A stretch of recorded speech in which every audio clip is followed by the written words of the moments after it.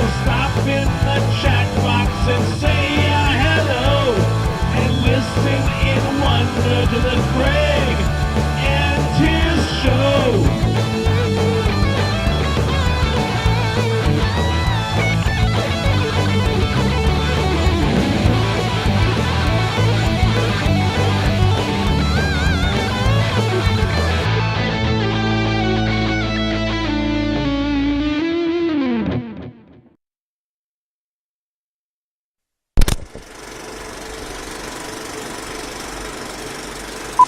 Welcome, one and all. It's the Craig and Tizz Show, episode 38. For those of you who are counting. I mean, right. Okay, right. Take that 38 with a slight pinch of salt. How big of a pinch am I taking, man? 5 plus or minus. Okay. I'd say more likely to be plus than minus. Okay, well, that's fair. We may have had 4 episode 23s. So if you take 23 and times it by 4, that's where we really should be. What? Why? Where's 4 episode 23? Go 23, 23, 23, and add those together. What do you get? Like 69, but no, it's not 69. 23 plus 23 plus 23 is 4. 23 plus 23 plus 23. I said, yeah, but it was 4 23s. We're talking Right. about 4 23s. Yeah, talk to the producer. She knows math. 91. I didn't actually do it. 91. Okay. It's So not we're at- episode 91. 90. Oh, it's Of 92. course it is. It's 92. Fine. We're definitely not at 92. It feels like 90. It feels like 92. You know what, listeners? Right. Craig said earlier, like, feels like I haven't spoken to you in a month.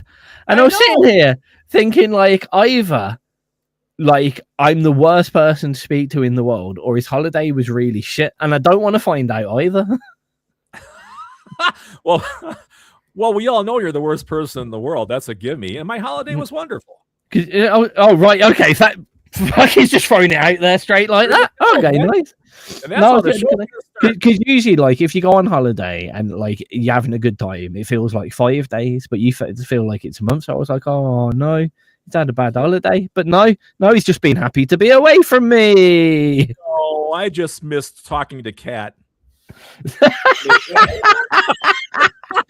Horrible bastard. I can't wait to do that. That's what it horrible bastard. Yeah, that's what it is. Anyway, seeing as how we have no topic today, I'm going to take over here and talk about, what? You have something really important to go ahead. I was just going to say we kind of have a topic. The topic is the point of no topic, so why have a topic? Why have a topic? Not just for us on the radio, but like you see a lot of these, the influencers out there, even musicians having to come up with new themes for lyrics, music, and thought. But there's only so many out there in the world. Like I would say by now, if we go back to all of the love songs through history, there isn't a topic involved in love that has not been covered. What we're basically doing is, as time goes by, we're adding the Gen X, Gen Y, Gen Z, Gen 180 new words to the same topics. There hasn't been a topic about love that hasn't been covered. How about syphilis?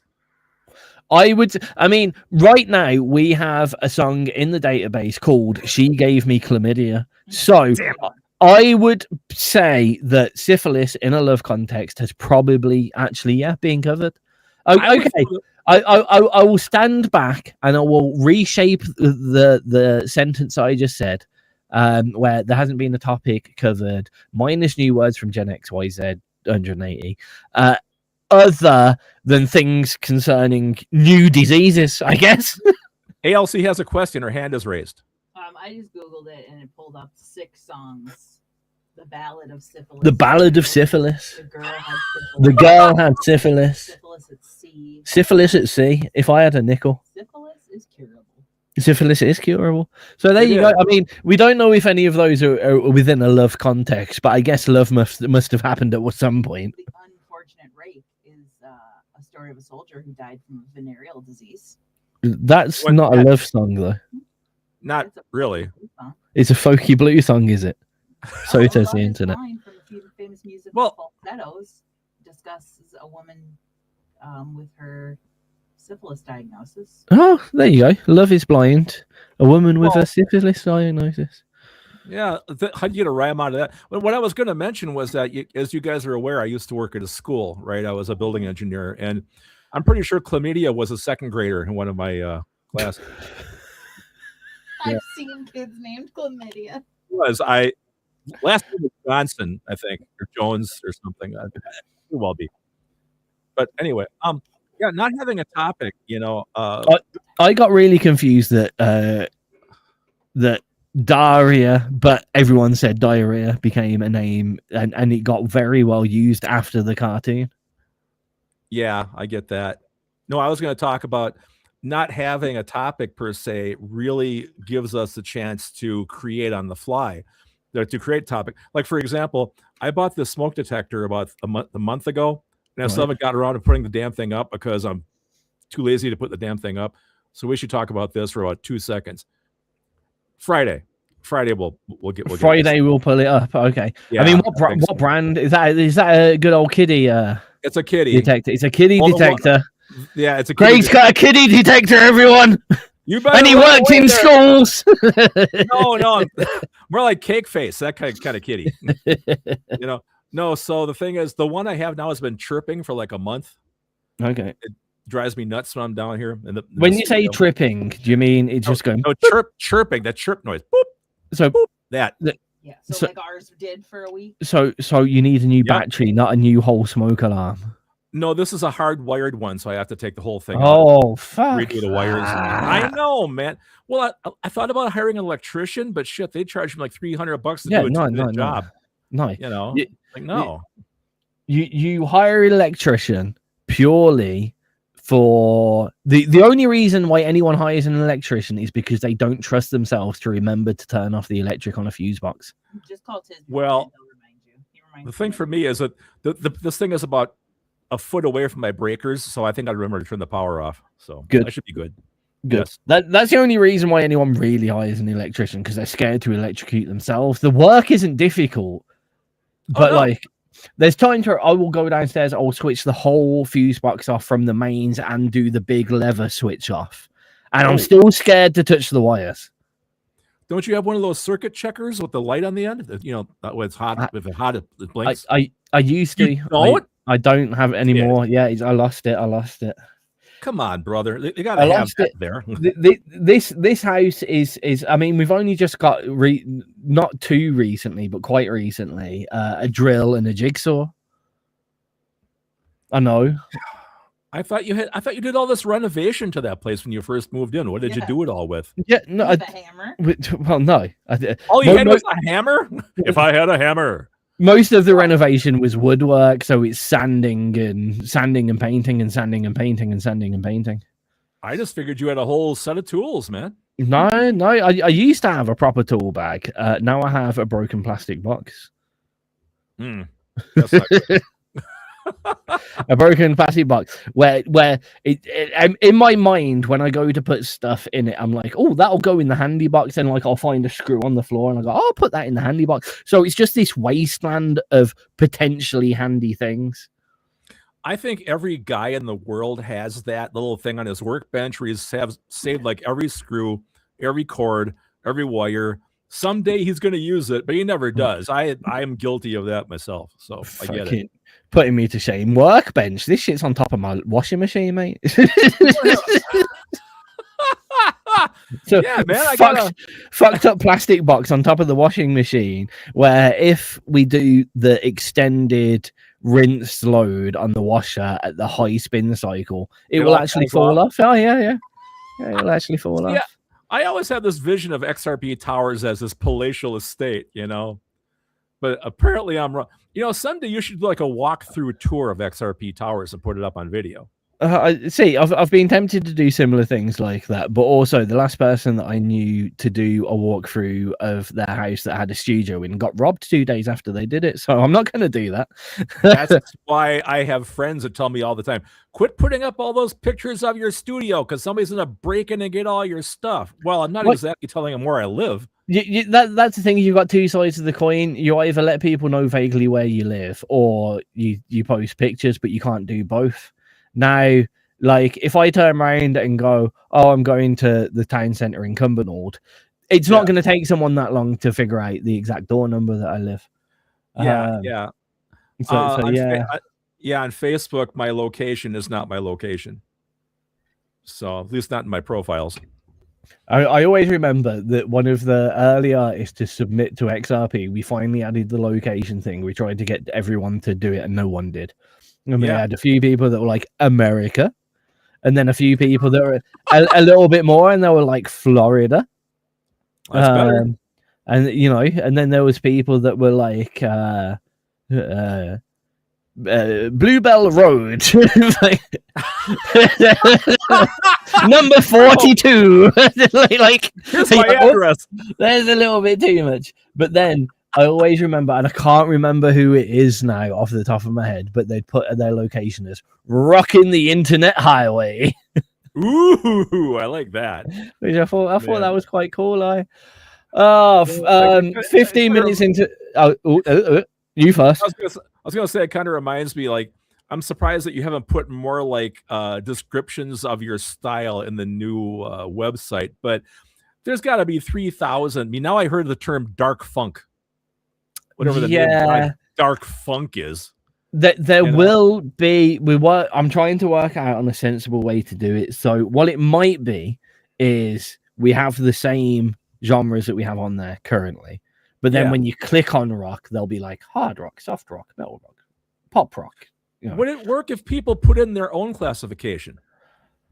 Yes and no. So yes, it would show up on their page for that, but some people come up with such obscure classifications that like I am never gonna type in classic pop nihilistic rock with ukulele, so no one is ever gonna search for that, so no one's ever gonna find it from that. So is that as a label point? Is there any point in existing?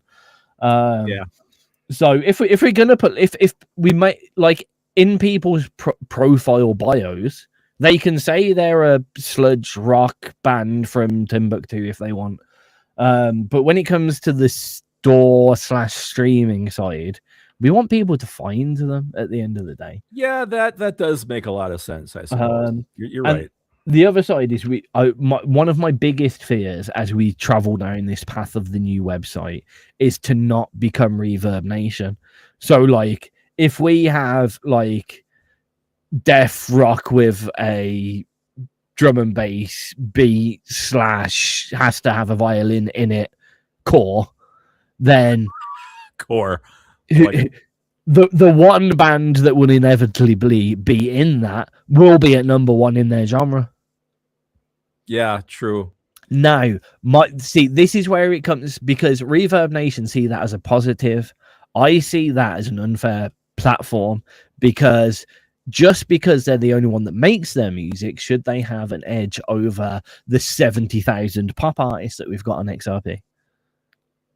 Yeah. Because only one of them can be number one, and it's 1 out of 70,000. So the odds are not stacked in their favor. But a few people have turned around to me and gone, actually, that's kind of cool. And I was like, why? And the turn around and was like, well, music's that saturated and the mainstream media have that much control. Isn't it kind of refreshing that the rock bands have a better promotional platform than the pop bands?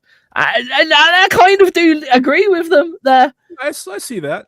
You know what I mean? If you've got 10 rock bands or 100 pop bands, even if you play it fairly and say everyone gets a chance at number one, which we wouldn't do it that way, but for instance, then the rock bands every 10 weeks they're going to be number one. The pop bands every 4 years they're going to be number one. So no, I see what people are saying, but we've got to be quite careful. I mean, I already look at the charts and there are some genre headings that are very low on submissions. Yeah. And it comes to the point where it's like, well, one of my biggest points of XRP was always to make people listen to music that they wouldn't normally listen to. Right.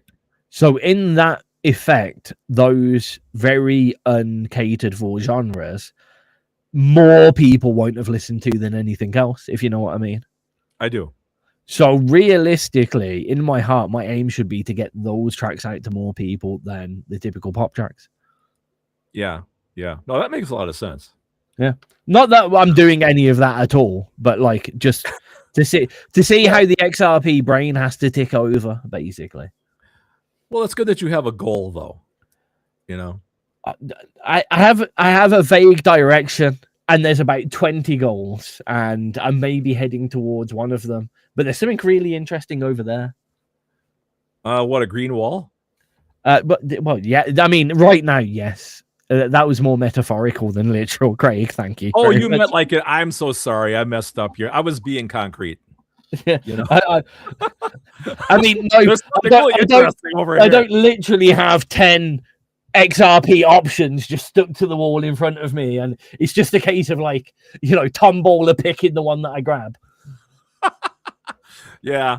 Oh, this is the first one I got. It looks like XRP is doing music videos. It's like, yeah, funny. Speaking of Reverb Nation, I feel like I'm consistently like number 6 in my town in the rock charts. Yeah. It's like, I mean, good for me. We've got to remember that I was number 1 for the whole of the West Midlands in the UK as a reggae artist, and I hadn't even uploaded a track to Reverb Nation. That's pretty damn funny. It makes me think this out of the top of my head. Back when Third Bridge was going really strong, I remember Scott telling me that we had like 4 songs in the top 40 on the XRP charts back when we started, which blew my mind. I'm going, who's listening to this? But we did. It was really weird. Well, that's a long time ago. That goes back to what I was initially saying. It gives us this situation gives us the ability to compete outside of a saturated and money controlled market. Yep. That's the main point. Like if we suddenly got a load of Katy Perry and Ed Sheeran and whatever on here, they would be in the top 100. Oh, for sure. I think about 5 minutes ago, I think you were going to say something along the lines of, well, we're 15 minutes into the show now. We haven't played a song. I think you were going to say that, weren't you? Now we're 20 minutes into the show and we haven't played a song. Should we play a song, Craig? Let's do that. This first one today, folks, this is the brand new single we have here from Eden Bank. It's a wonderful track. It's called Who Knows Where I'd Be by Eden Bank. And if you're relating that to the comment, who knows where I'd be with like XRP? Who knows where we would be? Richer and happier. All that too.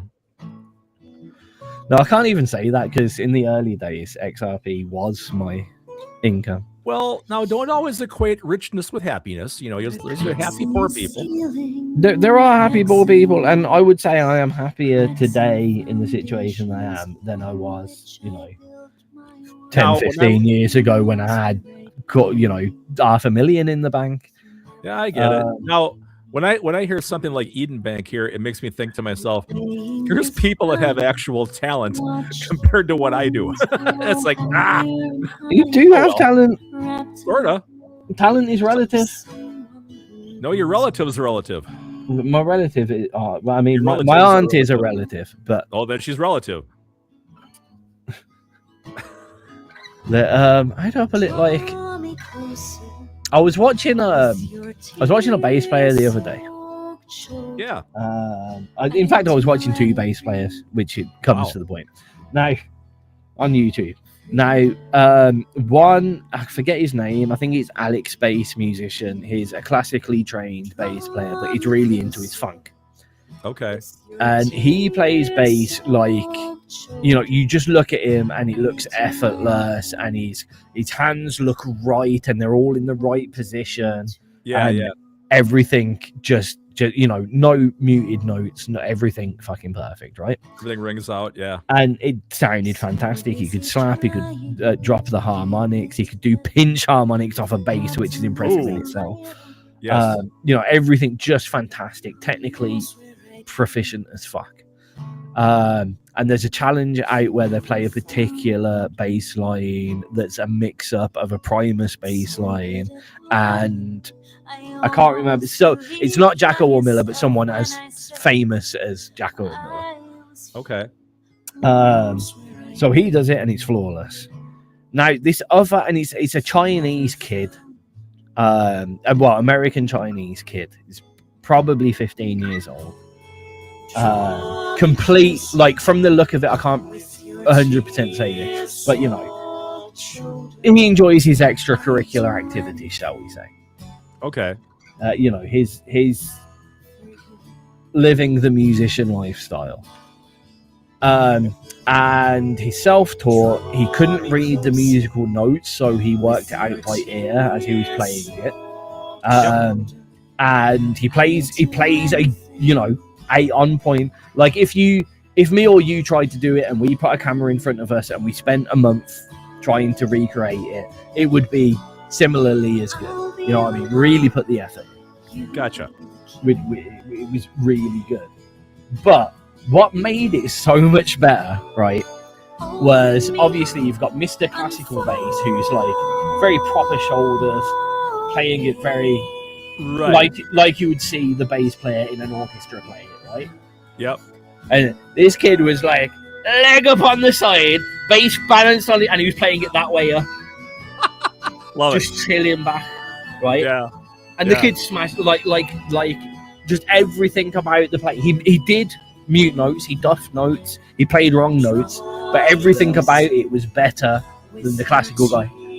Yeah, it's all about attitude, man. Every part of it was, because that's the thing. He played like the classical guy, where it said fortissimo, he played loud. Where it said piano, he played quiet. When he said accent the note, he accented the note, and he played it strictly as it was played, so it was a perfect recreation.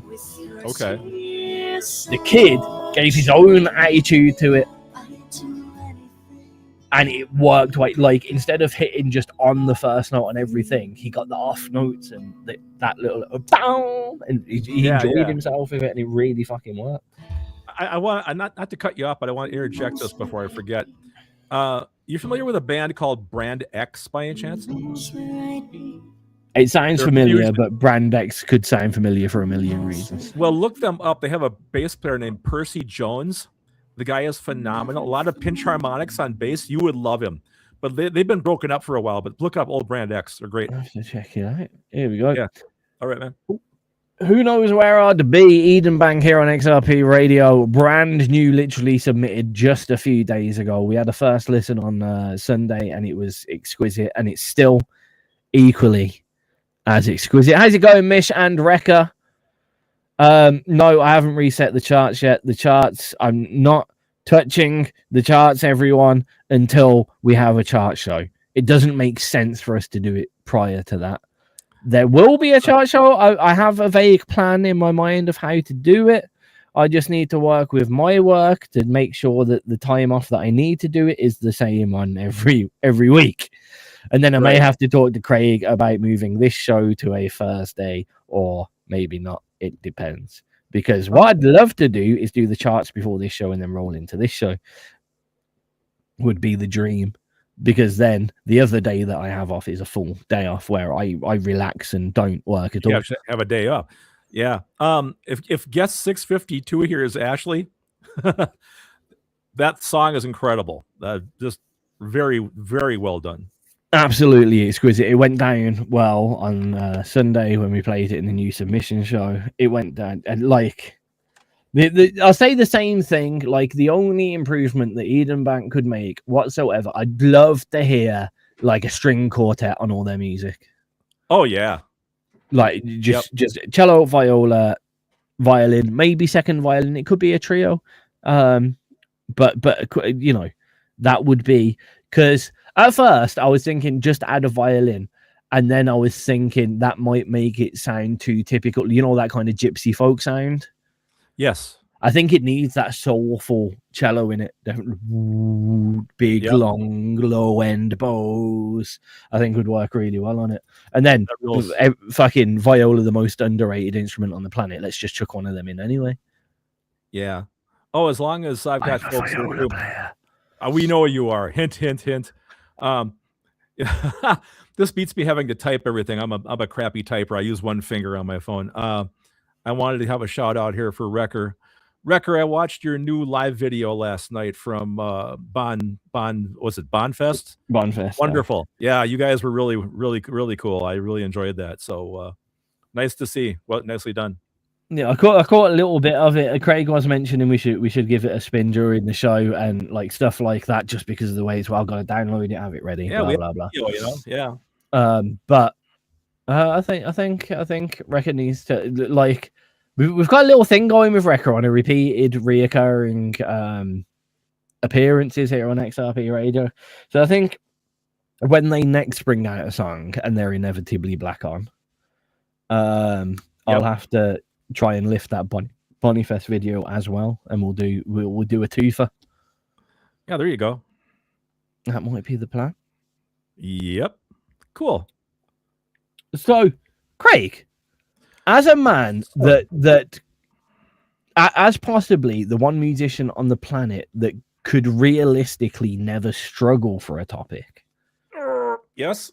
But also the one man that has turned around to me more times than not and says, I don't have any inspiration.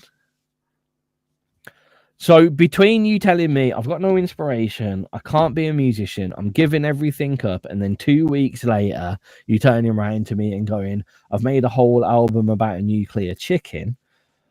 What happens? What happens in that space? Depression. Horrible, soul-crushing depression. I call it it's like postpartum. You know, it's like I just gave birth and now I want to go throw myself off of a building. I just hate that. You guys, see, Kat shakes her head. You guys have heard me talk about this before. I'll put 6 months into writing something or an album or a creation or a big thing. And then after it's finally done, I put it out there and then I go, oh shit, now what am I supposed to do with myself? And there's this vacuum. Because if we're going past natum, even post-natum, like what you are doing to yourself with that metaphor is going, I have just made the most amazing, most beautiful, amazing child in the world, but it hurts so much. It hurts so much. What shall I do next? Let's make another child. Exactly right. You are exactly right, sir. That's how I operate. That's my modus operandi. It's quite stunning.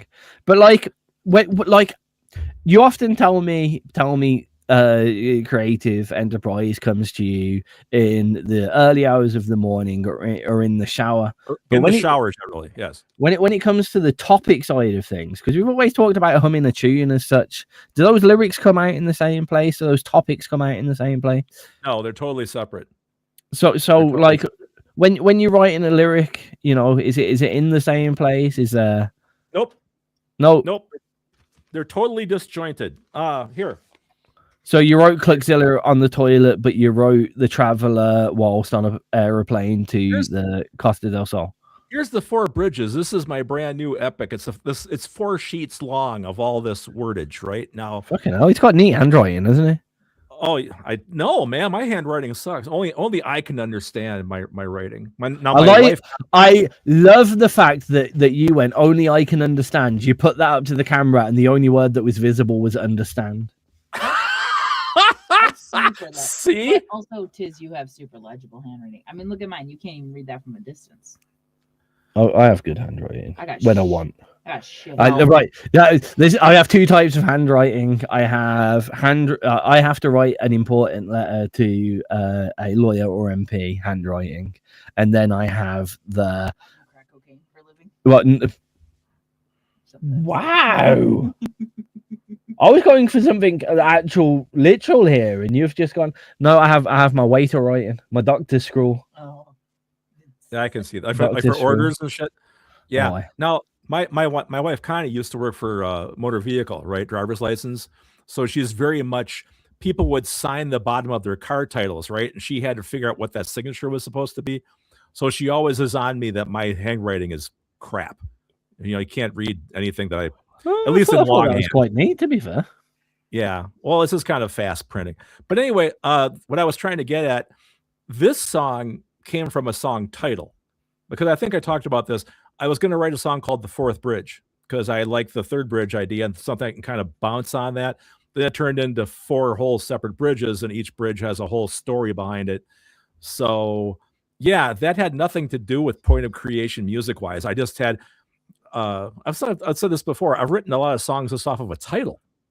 You know, I get a group of words that sounds really cool, and then I'll just do lyrics to that, you know. But I never get lyrics and music together, seems like. I get one or the other first. When you write a lyric, yeah, is it typically like somewhat stream of conscious? Like you'll go back and edit a few things, but it's done in one kind of take, as it were. Yes, very much so. Yep. Then I go back later on and refine it. Yeah. Yeah. But it's like the main kind of verse, chorus, whatever structure it is it's finalized. We're just taking and adding syllables here and there, as it were. Right. Yep. Exactly. Yeah. I see. Yeah. I've always been the same, and I don't know whether that's because I have a lot of people that turn around and go, "Oh, these lyrics took me a month to write," and I was like, "No, this lyric took me about 5 minutes to write, and I didn't even write it down. I just said it. I don't even know the lyrics now. I don't know what the lyrics are anymore. I forgot what they are." Now, here's the thing. Now, this is not meant to be. I'm not picking on you, but you haven't written anything new in how long? Now, if that was me, I'd be losing my mind. I haven't got time to lose my mind, Craig. I know that. I get honestly. that. I'm just saying, if I were in your shoes, I'm saying. Yeah, I do. Like, I come in this studio twice a week, every week for these shows, and I look around and I do feel a bit like, what a waste. And then I look back at myself and I'm like, so.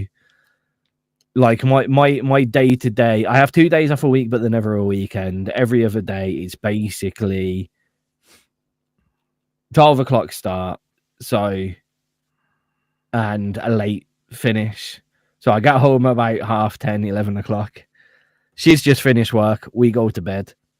So there's no music creation happening after work. Right.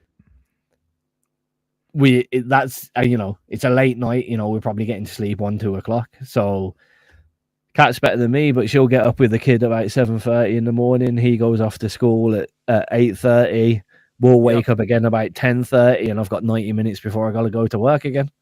So it's like it's just not viable. And then on my days off, typically Kat's working and she does a call center job, and her office is my office, in your studio, right? So I can't really, I can't really make loud sounds. Like at the moment when we're doing a show, this shows that the PNXRP is not professional. But like, if on the off chance she got a really important call right now, I could just be like, "Oh, Craig, she's got an important call. Guess we're listening to the next track," and we'd cover it. I get that. Luckily on a Wednesday, she's got the quietest job on the planet. I mean, can you see how busy she is today? Yeah, she is just running herself ragged back there. Running herself ragged. Yeah, for sure. Now it's funny you talk about loudness. It's so funny. In my studio, I record everything very quietly. I do not. This is not, a 412 Marshall bottom turned up to 11. I'm very quiet down here. Well, everything's direct into the board. The majority, and I would say I do a lot of, funnily enough, I do a lot of composition with headphones. Yeah. So, and I don't have amps in here. I do have an amp for the bass, but like any other instrument is DI'd in. So the noise in creation isn't excessive, but as soon as I get to mixing and mastering, it goes on the KRKs and it's at least 50% volume. So yeah. I think you yelled at me one time for mixing down on headphones.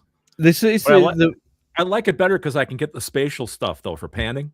I understand that. I mean, yeah, don't if you want to pan on headphones, that's one thing, but don't mix on headphones. Because here's the thing, more than anything, right? Mastering headphones, we're both basically wearing them. Yep. They are these, right? How many times do you walk down the street and see someone in full overcup high resistance mastering headphones? You don't. So why would you master on headphones?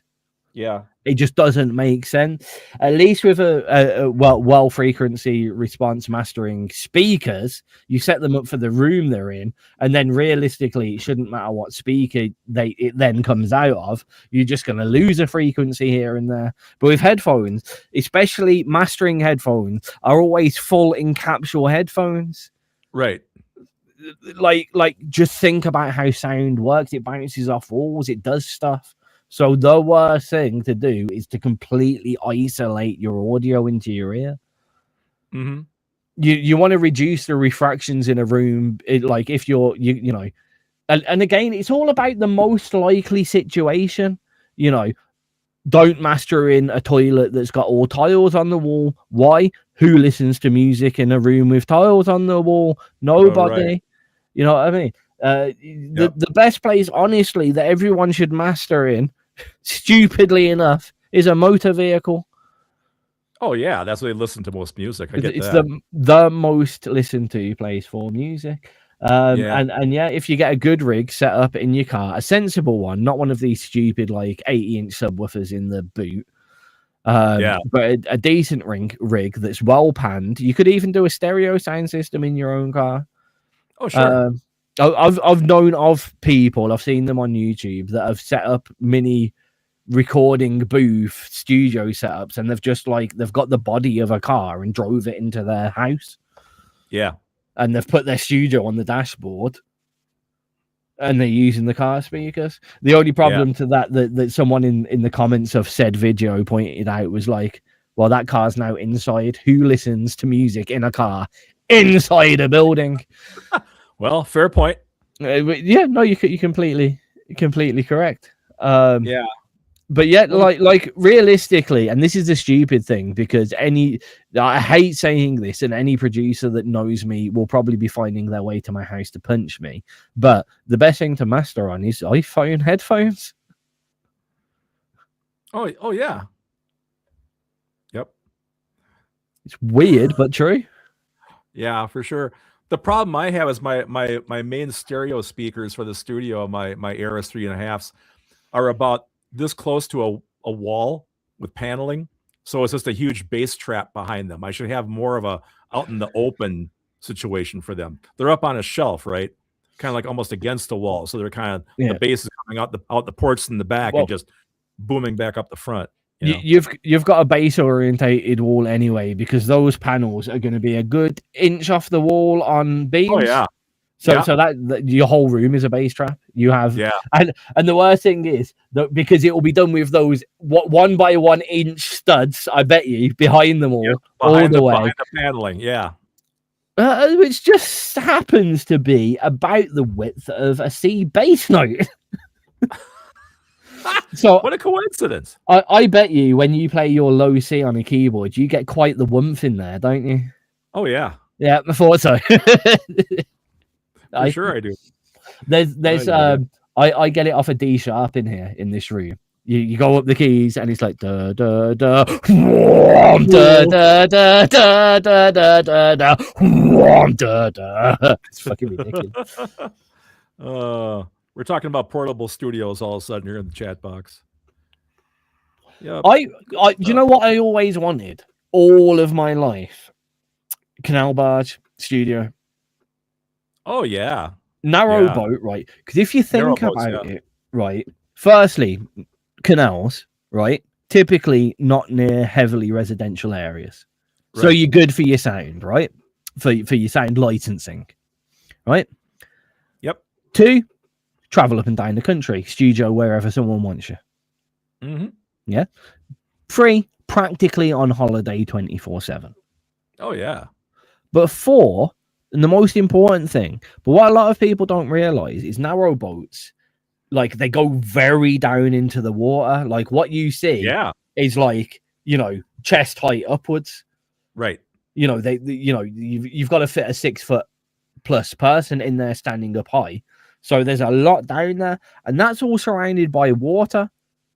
The best insulator on a planet. Agreed. And then you're going to sit it in solid metal, and then you're going to carpet that and whatever. In theory, if you pull that out to the middle of, like, you know, when the canals are super wide. Right. If you can pull that canal boat out into the middle, you are going to have possibly, without making yourself a dead room, the cleanest recording situation that you could possibly have. Oh yeah. This isn't a plug, but one of my favorite vloggers on YouTube is a British woman, and she has a channel called The Mindful Narrowboat, and it's her, you know, coming through all the canals and whatnot in her boat. It's just beautiful. The country she travels through and stuff is amazing. Anyway, go ahead. Just had to spin off around that. The only thing that I was gonna end that with the dashing of my whole dreams, because obviously all that does sound exquisite, doesn't it? The narrow boat, middle of the thing, recording shoujo, up and down, great sound qualities, all sounds brilliant, doesn't it? Sure does. What does a narrow boat need to move? I wondered about that too. She travels up and down the canals all the time. But why? What's the point? But I mean, my point here is narrow boats don't have electricity, so they have a big fuck off generator that goes. All right, and whilst I thought, well, we'll go out into the middle, and then we don't need the engine to be on because we don't have to move. We'll just be in the middle of the canal. It'll be fine. And then a friend of mine turned around and went, "Yeah, so how are you getting your electric for your studio, mate?" Fuck. Solar panels. Not go solar.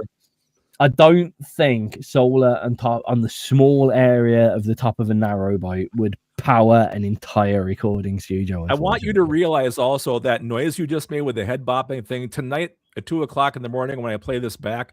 I got to double speed that video. Yeah, it's gonna be wonderful. Thank you for doing that. I'll be laughing like a 5-year-old kid. Look at this. Yeah. Anyway. Yeah, I had in my play because I did the research on it, and it's cheap as well. Like you can get a fucking 50 60 foot narrow boat for 25 grand. Like it's real cheap. And I'm looking into it, and there's a guy who's selling narrow boats, quite a few of them, and the most popped up comment when they've got you like, why are you selling your narrow boat? It looks beautiful. And he goes, I thought it'll be brilliant. And I was like, yeah. And he's like, and then I had to turn the generator on every morning to make a coffee. Yeah, I understand. Oh well. Yeah. We should play a song. Yeah, we probably should. I have a very esoteric list. The new website has been great for me to be able to mix and match styles on stuff, so it's been really kind of fun. I've noticed you pick out some real obscuros today. There is. I've been having a ball with this, man. This has been fun. Anyway, the next song up today is a track called "One Shot" by The Saw.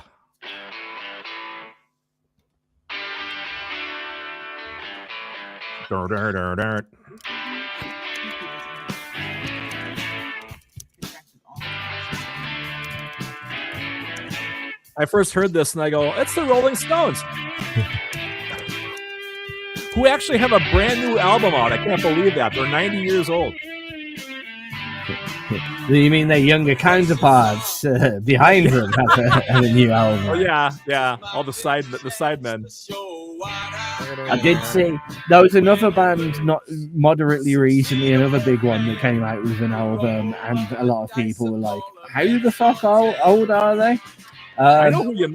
Deep Purple has a brand new one. It might have been them. And I watched a bit of their like making of videos and stuff. Yeah. And the studio videos. Yeah. What I could not help but notice is the amount of other musicians that happen to be there. Oh yeah, you got to have some support, you know. Well, I mean, there's support, and then there's quite clearly another drummer playing the drums. Like they may have wrote the music, they may have composed the music. I am 90% sure a lot of these very old bands that are making music now, the people playing on their albums are not them. I'm sorry, I may be wrong, but I would be 95% sure that it's not them anymore.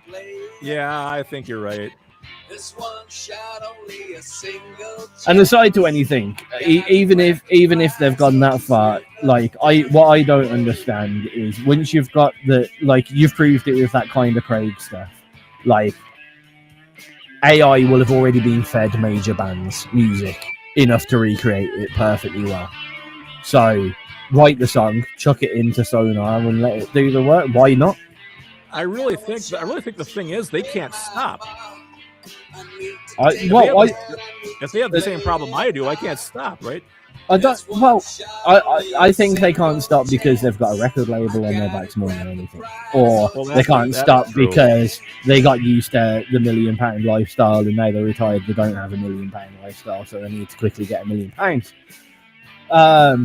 Yeah, honestly, because you see some of, especially the older bands on the stage, and they don't look like they're enjoying it. They look like they want to go to bed. Yeah, I know. You know, I can't kind of remember who the band were. In the same thing, like they're showing them on stage, and it's like you can see the funeral directors down at front going, "Are you ready? Are you ready now?" It's bad, man. Oh man, I love the funeral directors. That's a great line. I did just write a new song for the Ancient Ones project with me and Elander called "Where do the old musicians go?" Pretty funny. Kind of answers your question. I'll put it up sometime, but that's all AI shit, so I'm probably not gonna put it up. Oh, you're gonna finish. One shot, the saw here on XRP radio. I was going to try and get through a whole show without mentioning these horrible little letters, but it just sprung up in the background. AI! I half wondered if we could get through. That was going to be the topic. The topic was going to be, can we get through a whole show without saying AI? And I thought that was too much of a cheap shot. And we'd have failed anyway. But yeah. Yes. Craig was mentioning, so he's been doing a project with another guy making music, but heavily using heavily using some AI in the background and seeing what it does. Yeah. But seemingly the way you're saying it at the moment, though, his mind changes all the time. It's more of a fun personal project than a That's intended. Exactly what. Yeah. Right now we have 7 tracks of a 10-track album. No, it goes all over the place, but style-wise, it's everywhere. Yeah, he said today, he said I've got this new track, I'll upload it. Actually, maybe I won't upload it. It's AI, no. And am I going to be able to say those 2 letters without you doing that for the rest of the show? It's fun. Now, Kat turned around for the sub show and was like, well, we've got this track in, I've put it in, but like, I can't find anything about it, and I'm pretty sure it's probably AI generated and blah, blah, blah. Yeah. What do you want to do about it? And I'm like, I'm not taking a stance on this yet, as such. I'm the same way. Like, I can't do that, and I've got to sit here and go, right. Like, if I turn around, because at one point I was super hard and like no covers. We still are quite hard on the no covers. Oh right? yeah, I know that. Yep. But we can't be as hard as I once was, because I was like, yeah. I remember a show specifically. It was like, fuck covers, no covers, no covers. And the next track that I played was a cover. I didn't even know it was a cover. I didn't know the original track. So I look like a dickhead. So I stopped being quite so hard lying on it and started being like, some will slip through the net and whatever. The XRP DJs don't know every track in the world. Now we're in a point where it's like the tracks that we're trying to veto, as it were, didn't exist in the first place, so there's no precedent to compare it to. We're listening to it and we're going, well, that sounds a little bit AI, doesn't it? Big problem with that is a large percentage of what 0 to 25, 26-year-olds are consuming is AI. Right. Why is that a problem, do you think, Craig? Oh, I don't know. There's a lot of answers for that. Say, Go ahead. I'm You're looking for one answer, I'm sure, that I can't think of. well, it's across the board. It works in all avenues, as it were. But say I'm a graphic designer, yeah. Mhm. I'm 15 years old. I'm looking at graphics, going, I like the idea of designing these things, right? Right. And the majority of stuff that you are consuming is designed by AI. Right. You're going to pick out, oh, I like that bit, but it's all going to be, so when that person then designs, it's going to look like AI. Yeah. They're going to put that same gloss over it because it's what they have consumed and what they have liked out of what they have been given. Yep, that's a great point.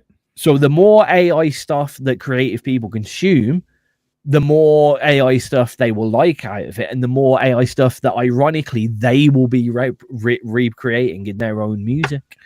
Yeah. So good point. I've seen a few times on the internet where people have gone to fellow DJs even and go, "Why are you using AI imagery?" And it's like, no, I made that actually. That wasn't AI at all. Shut up. Or that's an AI. That's you used AI. Drums in the background of that, and it's like, no, I programmed the drums myself, thank you very much. Here's my stem file for it. And that's the thing, I don't think people are going to have to it isn't like going on trial, right, and having to represent yourself every time you write release a song. Well, I did why should I have to prove to anyone what I did hands-on? And more to the point, the song is a song, more to the point. The typical person. See, this is a weird thing, right? There's people, young people, using AI to create music. Right. And they 100% consider that music creation. Oh, yeah. You've also got the other side of things where there are a lot of people going, it's an AI track, and they're telling you, no, I played guitar on that. No, they didn't. Right. But they're just saying it. There will never be a way to detect AI music outright. There's supposed to be, but it will change and change and change and change and change. There is no way unless it's got a human vocal on it. Yeah, the humanized vocal can be, but this is a thing you'll never be able to guarantee something is AI. You will be able to guarantee something it's definitely not AI. And what people doing that will have to start doing is stop using so much pitch correction on their voices, stop using so much reverb on their voices, stop using so much compression. So the things that are detecting them are detecting the natural voice. Now, any rock band are stuffed because they distort the guitars, blah, blah, blah. You fucked. Because AI can do that. AI can recreate a good distorted guitar. Oh, yeah. Hell yeah. And audio programs as a current can't pick up on that, because what AI basically does is it looks on the internet for a real guitar, uses that, mashes it about, sends something on. Yeah, you got to bear in mind this isn't just weird synth recreation. This isn't just ones and O's being put into. It's quite a clever construction. The AI goes doop, doop, doop, and puts it all together. It's quite cool. It is. Yeah, it is. So we're never going to be in the point where we can just turn around and go, XRP has banned AI. Because even if we wanted to do that, it would still get it through. And we'd still have people going, ha, got my AI on XRP radio. Ha. Well, do you think the artists need to tell us if they're using AI? Does it matter to us how they're creating their songs, as long as their songs are, finished and done? Does the process really matter to us as listeners? Yes. Okay. So XRP is designed to help not just the music industry, but musicians, right? Right. I'm not here to make sure that someone who can type in prompts to GPT gets money. I'm here to ensure that a guitarist that started playing guitar from 10 years old and has done it all his life and is an absolute virtuoso gets money. That's That's where I sit. So if see, this is the problem, and it's oversaturation, right? There are people. I did it. I've told you about this. I went on to ChatGPT and got it to make me a song about a dodgy area in Scotland based on the Fresh Prince of Bel-Air theme tune. And it did. Right? I'm doing that for fun. There's hundreds of completely unmusical, untalented people that can make that kind of stuff in 2 minutes. Right? Right. Do we give those people, or should we give? Should those people have the promotion that XRP is designed to give other people? Now that's the problem, like you said. So it's not about the creative mind. It's not about the quality of the tune. It's not about the compositional side of things. It's all about the seriousness of the person who is behind that music. Right? Now, this hasn't happened yet, but there may be a point in time where an AI musician comes to me and goes, this is what I do with my life. I change my prompts. I use it in this way. I direct it. So I got this. Here's 6 of the things that I didn't want. And here's the one that I did want. And I use ChatGPT in this musical manner to create this. And I've made 10 of these tracks. And I'm going to keep making more of these tracks. At that point, then my mind may change slightly. But when every single person on the planet could potentially upload to make an AI track in 5 minutes and upload it here 2 minutes later, and we'll never see them again, and thinking that those people there's a lot more people that can do that. There's a lot more ability and a lot more time for those people to do it. So say 10 people like that upload a track, right? 1 week. Right. Yep. And you take a month to make a track. They've made another one next week. They've made another one the week after. Like you still haven't made your next track. So that would mean in a Submission Sunday show, 20 of the pieces of music could potentially be AI, and the other 10 would be Mish and Craig and Rekka, and that's not fair. No, it's not. Also, it doesn't make sense. There's the other side of things that gets a little bit more emotional and financial as well. So just look behind you in the studio. You've probably got about 15-20 grand there. Oh, easy. Yeah. Guy who's used ChatGPT to smash out a track has got a £200 laptop in his lap, potentially his mobile phone, iPad. Right. So it's looking at things. I try and look at things on a bigger scale. What I always wish is that instead of things being delivered from the consumer's point, so a CD costs £10, a DVD costs £15. That's how it's always been. The brand new game out on Xbox will cost £60, right? You're right. And it doesn't matter if that CD was made by a solo artist, a band, a producer. It is £10. I always thought that should change. So if AI artist makes a CD and he's made it in 10 minutes in his bedroom, puts it onto a CD, got a distribution company for it, that should be like £2. I think that's fair.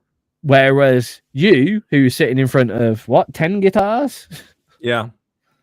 15 grand behind him, put a lot of effort into it. You're looking at things. I mean, if you go to the physical creative side, sculptures, paintings, if you get a painting that big, it'll be a £5. If you get a painting this big, it'll be £100.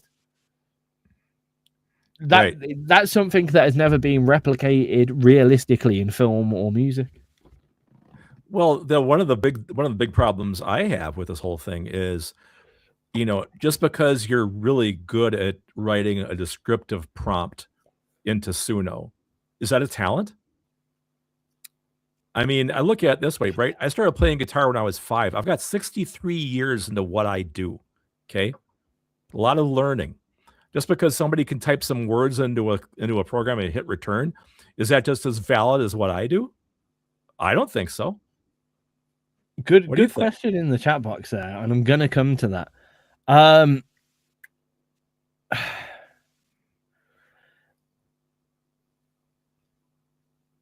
It's difficult, very It is. difficult.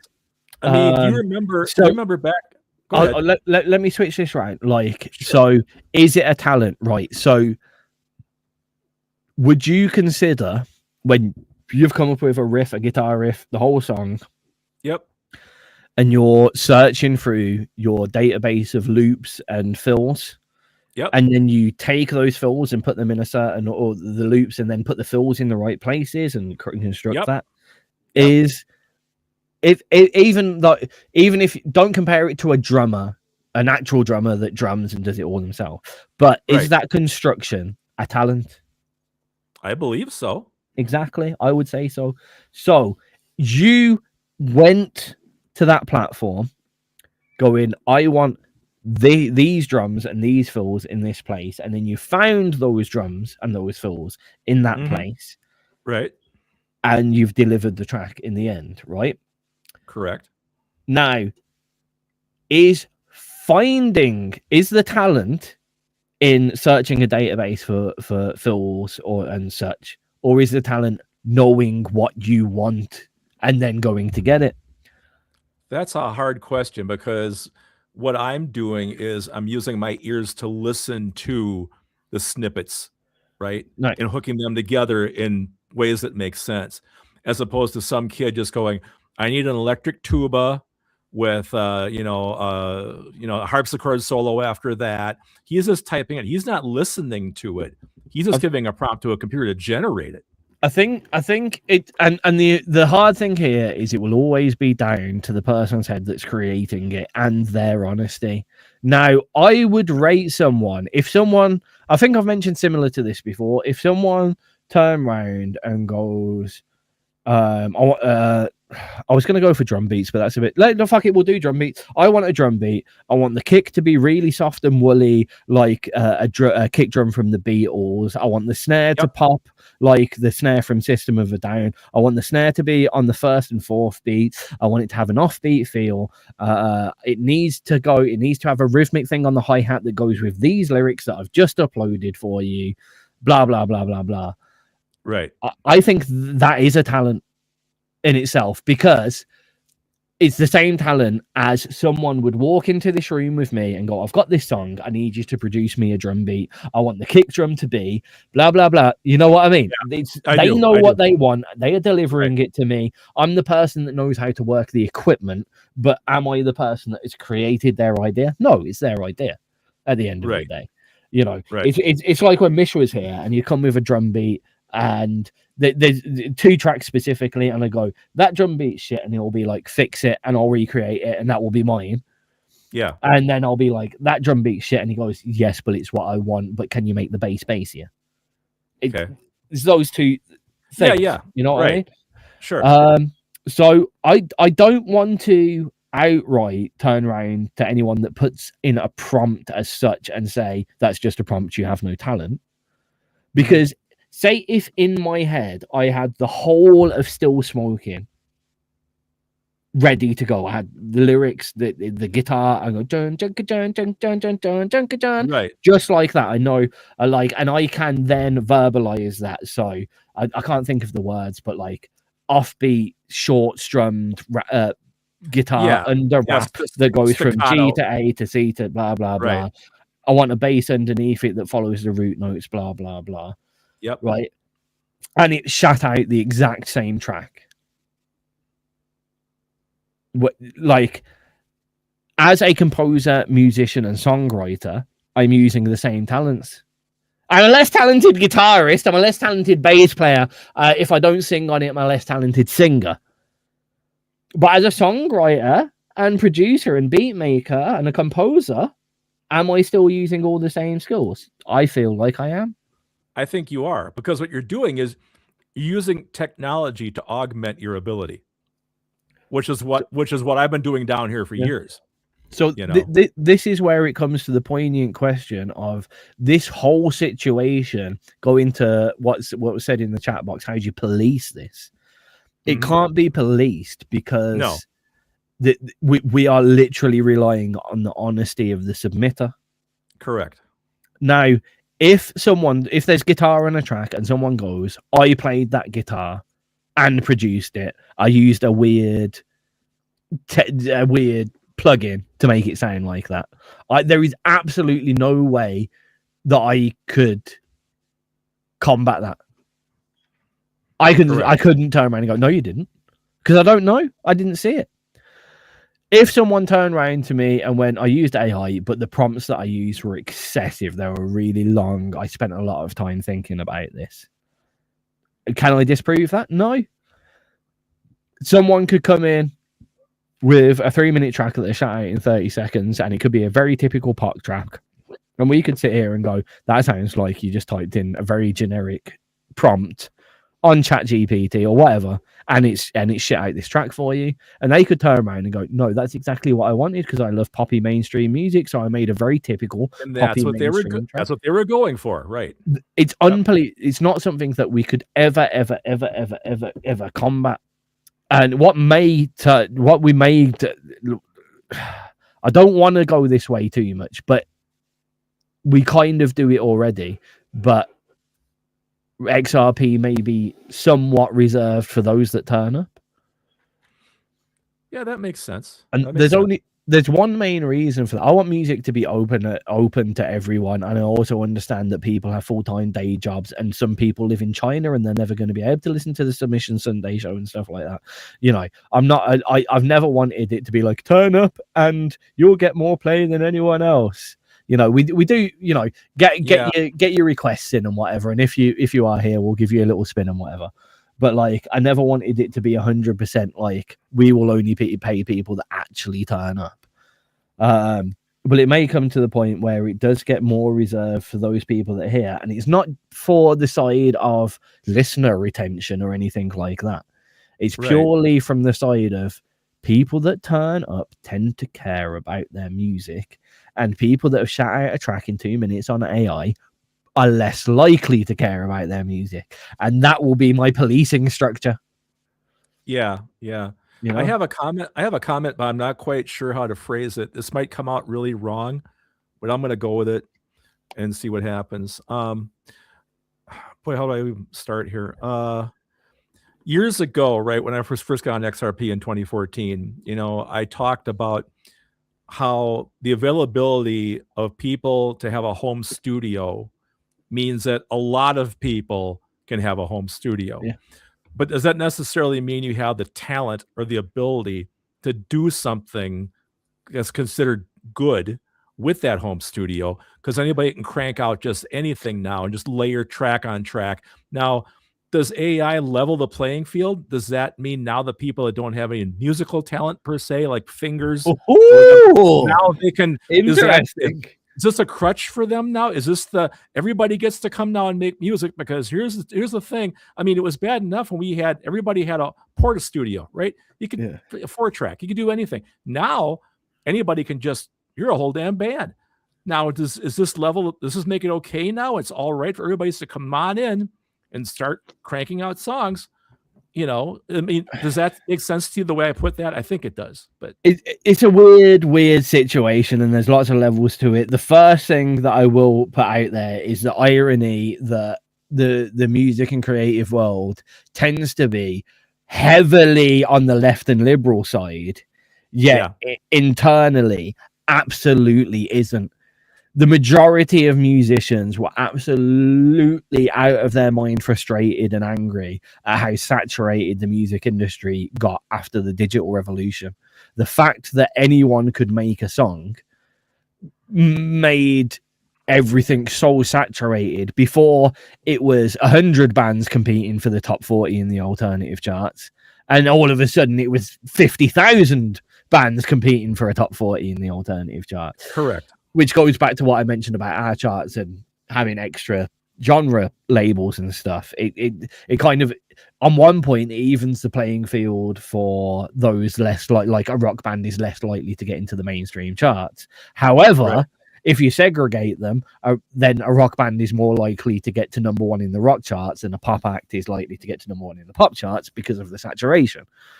Right. So when everyone could have a studio in their house, and that kind of ethic of everyone can make music, so is it good, is it bad? Right. I mean, music is in the eye of the beer holder at the end of the day. You True.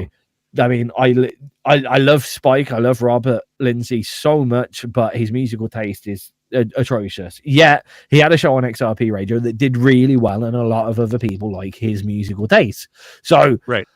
you know, at one point years ago, I was like, there's so much real lo-fi shit coming through at the moment, and it's really annoying that, you know, I'll go on to back then LimeWire music, and in the side, you know, there was a lot of what I would consider shittily produced music that I didn't want to listen to, and it's like, why are these all getting promoted, or why are these all here when there's so much better stuff out there? And it's really hard to I mean, there's definitely a regression. People want retro, people want vinyls, people want old school music. People are going back and listening to old school funk with all the crackles and enjoying it. So things are different these days. And that kind of premium producer shine is less popular now. And after like the Tiny Ghost come into XRP radio, I'm sitting here going, don't produce that song. Don't produce it. It's perfect as it is. And then they went away, overproduced it, and I hated it. So minds change and tastes change. Now, with the leveling of the playing field, it's an awkward one, because it's like, should someone that hasn't spent their time learning guitar, creating guitar, being able to play the guitar, be refused access to creating guitar music if that's what they really enjoy? They love guitar music. They've always wanted to make guitar music. They just can't deal with the guitar itself. Should we refuse them to play? And a lot of people would be like, well, yeah, they haven't put the effort in. They haven't gone through the effort. They haven't learned the guitar, blah, blah, blah. Now, I agree. The easiest way to change someone's mind about that is go walking. Guy in a wheelchair, can't walk anywhere, just absolutely doesn't have the ability to walk anywhere, right? So we can give him this automated wheelchair. Let's call the wheelchair AI in this experience. So now he can get around everywhere and do just what everyone else can do, and that's fair for him, because he can go to the pub, he can go to the shop, he can do all those things that he wanted to do. Should he have his wheelchair taken away from him? That's a great analogy. Exactly. Musicians can be insanely over-the-toply liberal and leftist, and we can be massively on the right when it comes to our own trade. Own trade. Because even me, there's loads of musicians out there that cannot afford for me to produce their music. And I'll still sit here and go, well, if you can't afford it, save the money. Yep. Now, going back to that analogy, should everyone have access to mastering, to mixing, to production? I suppose so, yeah. There you go. But where do we go? I mean, same breath. Like, I'm in the UK now. Should everyone have access to free healthcare? Yes. Yeah, I know. Well, that's not us. I should clarify one thing. You know, I don't. Boy, how do I say this as well? I don't want to sound like I'm on a high horse. Okay, I don't want to look down at the musicians that embrace that technology. Right? I mean, who am I, you know, to judge them, or anyone for that matter? I have said before in interviews, you know, everybody out there that's a musician is doing the best they can with the ability they have. Right. And that's all they've got. That's everybody has so much gas in their tank, right? And they drive their car the way that's what you got. You know, I know I'm not trying to quantify or make light of anyone. If you want to use AI and that's how you're doing what you're doing, great for you. You know, I choose not to, or a bit, you know. Yeah. I'm not trying to rank musicians in terms of how they arrive at their finished product. I think I've just found the best way to clarify my fear. Yeah. Here, actually, before we go to the next tune. Yep. My fear is not musicians using AI to make music. My fear is AI being used to create music. Yeah, I agree. I totally agree 100%. If you turn around to me and went, I've made a wicked guitar solo, but I just don't have the musical knowledge to get the keys down, to get all the drums down, to get all that in the background, but the guitar solo is absolutely solid, should I use AI? I turn around, Craig, and I'll go, use AI, mate. Fuck it. Can you get a band? Can you hire the musicians? Is there anything else you can do? No, use fucking AI. Go for it. My fear is Jerry down the street going, oh, I'm going to make a funny song about cowboys. Submit. Boom. Right. That is the fear. That is the fear. If, like, Icons of Industry, not upset about that. The original tune was their tune, made by them with real musicians. Perfectly fine. Cool. The remixes used their compositions, their instrumentalist, their vocalist, remixed it in a different style. Cool. Right. I can sit here. I know full well Roberto Montoya, fantastic composer and songwriter, excellent producer, has all the skills to do that. And I also know that he's not the kind of person that just went, soul remix, enter. You know what I mean? Yeah. I know that there was a lot of to and fro. He probably then took the track and mixed bits in himself. I know that wasn't a simple thing. I can respect that. I am all here for that kind of AI. I 100% love the tracks. Good use of AI. Great use of musicianship and a compositional brain. Here for it. Not against that at all. Yep. But I know, and I've already, I can't be 100%, but I am quietly confident that a lot of the one-off tracks by one-off bands that you can't find the Facebook page of, they don't have a Twitter, that's just Brian over in Dundee. Yeah. That's typed in and go, that sounds good. I wonder if I can get it on the radio. Yeah, you're probably right. And he's had a few smokes, had a few beers on a night. He's got the weekend off, and he's just spent the evening searching. How do you get music on radio? Yeah, probably. And you know what? I'll rate him for that effort, not the song, but the effort on trying to get said song on radio. Fair play, I guess, to that. I suppose. But yeah, I mean, it's one of the awkward things as well when sometimes I'll get or like a lot of the DJs will like to play a lot of older bands, you know, XRP classics, but the bands aren't together. They're not even together anymore. So whilst we all enjoy the music, if we went to buy the track on iTunes or stream it on Spotify, be honest with you, 90% of the time in these situations, that money don't go anywhere. Oh yeah, for sure. You know.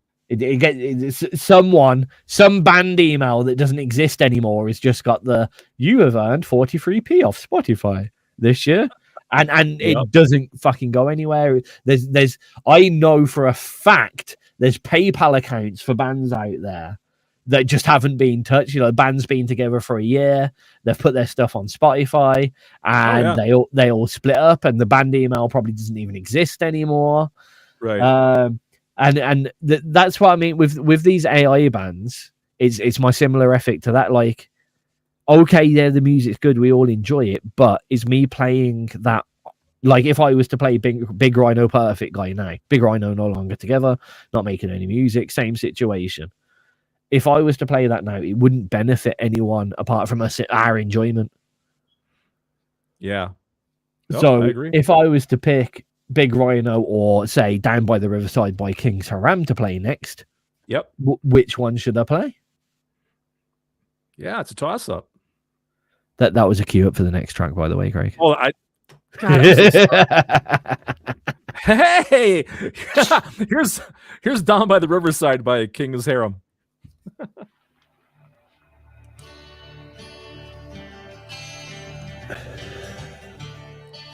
I had this horrible problem where every time I hear a song, I compare it to a band. Down by the river. Oh God, I can't think of who I thought this was. It's that one young band that sounds like Led Zeppelin. Damn. I'm blanking on it.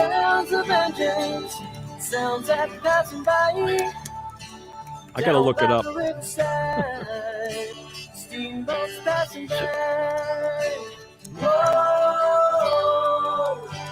Down by the riverside. Greta Van Fleet. My first bam. Down by the riverside. Yeah. And I shouldn't compare like that. Down by the riverside. Yeah. That was the other thing that I wanted to get away from with XRP, and I never did. But it was that independent music used to be either just on your local introducing radio, like every local radio station had a little unsigned hour for once a week. You know, Yep. we have them over here. BBC West Midlands introducing, BBC London introducing, all the local radios have one. And you get your little hour, or you're crammed between major label bands. Right, yeah. So you'll have like 10 major label bands, and the DJ thinking his cool is, I found this little band. They played a little gig just down the road from me, and I'm going to play it now. And they play it, and then, you know, you see the pictures go up on social media. I just got played after Slipknot. Hey, I must be famous now. And that's that. Yeah. So I always wanted a place where, usually in the introducing hours, they're introduced like, and here's a little band that sound like Snow Patrol. Here's a little band that sound like The Killers. Or you get them on the mainstream radio, and it's like, well, we've just played Metallica. This could be the next Metallica. And you launch into it. Yeah. Yeah, so I always wanted to like try and keep that separate, because it shouldn't. It's not even competition. It's not the same playing field. You know, it's completely different area. Well, this isn't supposed to be a competition anyway. You know, but it is impossible. Like there's a track recently that came like sounds so much like the Beatles, so much like the Beatles. And the first thing I say is, "This is a little Beatlesy, isn't it?" And I hit myself every time I do it. I do it. I can't help it. I do it all the time. Whenever I'm listening to something on Tag Show, I go, well, shit. This is James Brown, or this is, you know. Unfortunately, the human brain is relative. That's why all kids' shows have all these repetitions. That's why the Teletubbies had again at the start of it. Like, that's why Sesame Street, when they did the countdown, they did it 3 times in a fucking row. Because repetition breeds recognition, familiarity. Yeah. So we're preconditioned. Whenever we listen, watch, see, speak, hear, do anything, we are preconditioned to relate it to something else. And if we can relate it to something else, we'll like it. And if we can't relate it to something else, we'll struggle to like it. Well, I think for musicians, it's probably worse, because you and I have probably listened to a million bands. Whoops. Hold it. You're listening to XRP Radio. That's King's HAREM down by the riverside. Me and Craig were just talking about recognition and familiarity, and how much that has to play with what happens in the musical world and creative world. I was mentioning to Craig, like it's quite well known that, like, you know, it's that idea of an earworm. Or like you heard it, new track on the radio. I don't really like that, and then 4 weeks later, I didn't like it at first, but it's grown on me now. It's grown on me now. You know, familiarity has a lot to deal with. That's why a lot of kids programs, and I hate this for kids programs, but they teach kids specifically to learn by familiarity. Thus, they get that predetermined kind of bias to things that they can't recognize. Look at the Boo Bars, the Tweenies, the Teletubbies, all of those, Sesame Street, they all have very repetitive thing, like a lot of the big things, the countdowns, the Tubby TV thing, it was always again, and they do it 2 or 3 times in a row to breed that love of recognition, and that's what led to kids, like in bed, when you're reading them a story and go, can you read it to me again? It's like, I've just fucking read it to you, kid. Like, because they need that familiar. How about another book? No, I need the exact same one again. And I know my brain's been wired into that, because I find it very difficult to sleep without sound. Specifically, I used to listen to a lot of audio books. Now, if I got a new audio book, I wouldn't go to sleep. If I listen to an audio book that I've listened to 7,000 times, I'd go to sleep. And the irony is, I'd always worry about a new audio book just in case I didn't like it. And I'd worry about the old audio books because I'd put one in and go, I really like this one. Maybe I shouldn't. Oh, I might be up all night. If 10 minutes in, I'll be asleep. You're out. Yeah. Recognition's a hell of a bastard. And it does relate to the music industry and radio, you know. Why did Harry Potter do so well? Because of the books. Because it's fucking Star Wars. Well, yeah. Well, it's the whole story. Yeah. No, I mean, right. Young protagonist, yeah. Orphaned protagonist, right? Right. Right. But by his uncle and aunt, Harry Potter. Oh, Luke. Oh, Harry Potter. Oh, Luke. Both brought up by uncle and aunts, right? Oh, but uncle's not happy about the magic side of things. Wants them to stay at home and learn the normal. Oh, Luke Farmer. Oh, Harry Potter, stay at home. Oh, right. It's exactly the same. Like, that's just the start. I could keep going. Keep going. Oh, older, slightly hippie wizard suddenly notifies them that they have magical powers. Hagrid, Obi-Wan. Yeah. Harry Potter is, and it's recognition. It was said in early interviews that are very well hidden now. That the initial ploy, especially within the movies, was to follow as closely as they could to the Star Wars plot, because even though young people of today aren't super ingrained into Star Wars, because their moms and dads loved it so much, they are already familiar with the concept of it. Oh yeah, for sure. Thus, when Harry Potter came out on film, it was going to do well. There was no way it couldn't have done well. Luckily, they had the concept, because if you the films are amazing, the books are terrible, and if you put the books to the film, you realize that all the stupid shit has been cut out and it's been kind of remolded to be fucking Star Wars. Yeah. I don't get Harry Potter, man. I mean, I have like the 8 movie box set or something. I've watched like a movie and a half of it, which is funny because on paper it should appeal to me. I like sorcery, I like magic, but it just doesn't. Something about it does not hook me at all. So I know a lot of other people do like it, but Harry Potter was designed, film-wise, was designed for my generation, because when I was in year 7 at my school at 11, 12 years of age, the first Harry Potter came out on film, and Harry Potter was 11, 12 years of age. And it followed me through school. I grew up with Harry. I don't want to admit it, but like the years that the films came out were the same year that I was in school, and I was in the same year that Harry was in school, and it just worked like that.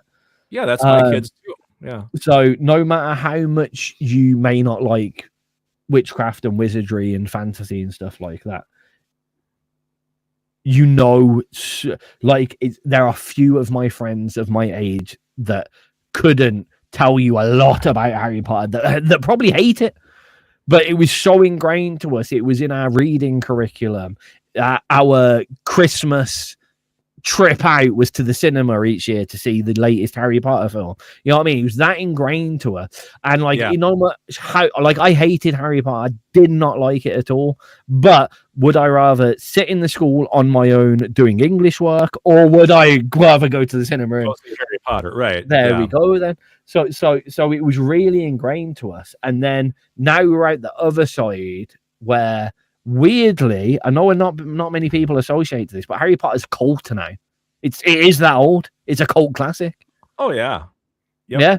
It's a cult classic now.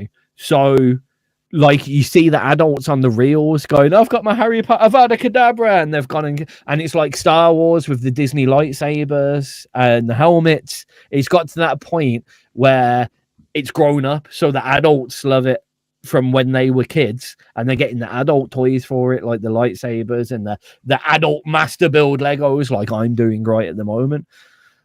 Right. So and that was related to music a while ago, but I forgot where. No, what's my one quote I want to use on the show? What's that got to do with rock and roll? I gotta record that and have like a delay on it. Yeah, you know. It did have something to do with music originally, but recognition. That's what we're going for. Recognition. That's why the Harry Potter did well, because they were based on a very well-known plot that wasn't just in Star Wars. It's been a million other things as well.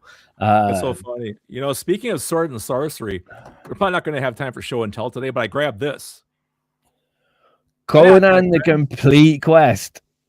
Damn straight. You want some hokey 1980s sword and sorcery shit, boy. Okay. There you go. Can you deal? Can you? You've probably seen this already. Some people may have seen this, but can you deal with me running away whilst I go and get my show and tell? I didn't know. I wasn't planning on doing show and tell. I was just sitting on my desk. I go, I've got a show and tell, and it's fucking awesome. I will entertain everybody while you're gone. Well, 1 second. Oh, it's kind of 2 show and tells.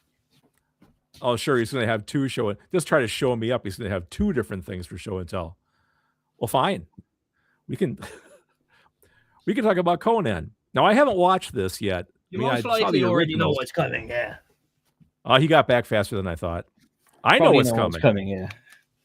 So we'll go for the small one first. All right. Look at that. Got Lego Darksaber. That's sweet. Now this was free. Oh yeah, that Lego free offer deal. I know that. Yeah, it was online. Yeah. Every May the 4th, Lego do offers on their Star Wars sets. And usually if you spend over a certain amount of money, I'm not going to tell you what amount of money that was to get this. But you get little extras and stuff. Some people that are in the know are about to suddenly realize how much money I did spend. I know. Look at that. Jabba's barge, baby. That was so much. Yeah. I've wanted this for so long. It's on hard to get. It's a finished retired product, but they bought it back. They bought back about 500 sets in the UK. And I got one of them. I got one. There was another 500 because so many people wanted it. There was another 500 and it went into repro. Oh man! But those people aren't getting theirs for another 2 months, and I've got mine already. Look at you go! I'm absolutely buzzing about that. You should. Yeah, that's a nice piece of kit there. You know, that's my extravagant buy for the year. Okay, as long as we're doing 2 apiece. I got this yesterday. See, this is what I was excited about. You mentioned this earlier. Collection, baby. This is all of it. All the arcade machines, all of the home console versions, everything. And then the cool thing is, for guys like me that suck at these games, they put cheat codes into it, like one button fatalities, shit like that. And Tizz knows about this. I went and saw the movie yesterday, Mortal Kombat 2. I loved it. It was good? Great. Yes, it has a lot more combat in it. The fights are fucking great. That's really, what they highly recommended, man. Go see it. Because that was always the complaint about the other Mortal Kombat films, that it was like really shit story heavy, and then someone would get kicked in the face and it'll be over. No, this has a lot of really great fights in it. It's really very cool. So the fight choreography is fantastic. I mean, it comes to a question. I presume it's already been answered, but you were a Mortal Kombat kid, not a Street Fighter kid. I was more of a Street Fighter kid. Really? Yeah. I was sucky at Mortal Kombat. Oh, I was definitely a Mortal Kombat kid. No, I was a Street Fighter guy for sure. See, the only person I ever played on Street Fighter, and I don't know what his name was meant to be, but M. Bison. Yeah, M. Bison. The guy with the red outfit. No. The reason why I liked him, right, was because he had the most other colors that you could be. He did. So like Ken, like it just changed his headband or whatever. Yep. M. Bison, you could, and I can't remember how you actually got to him, but he was in the red and purple, which you know him for. Right, and then there was a green and blue, and then there was a gray and black, and then there was like the gold outfit that you eventually got him in.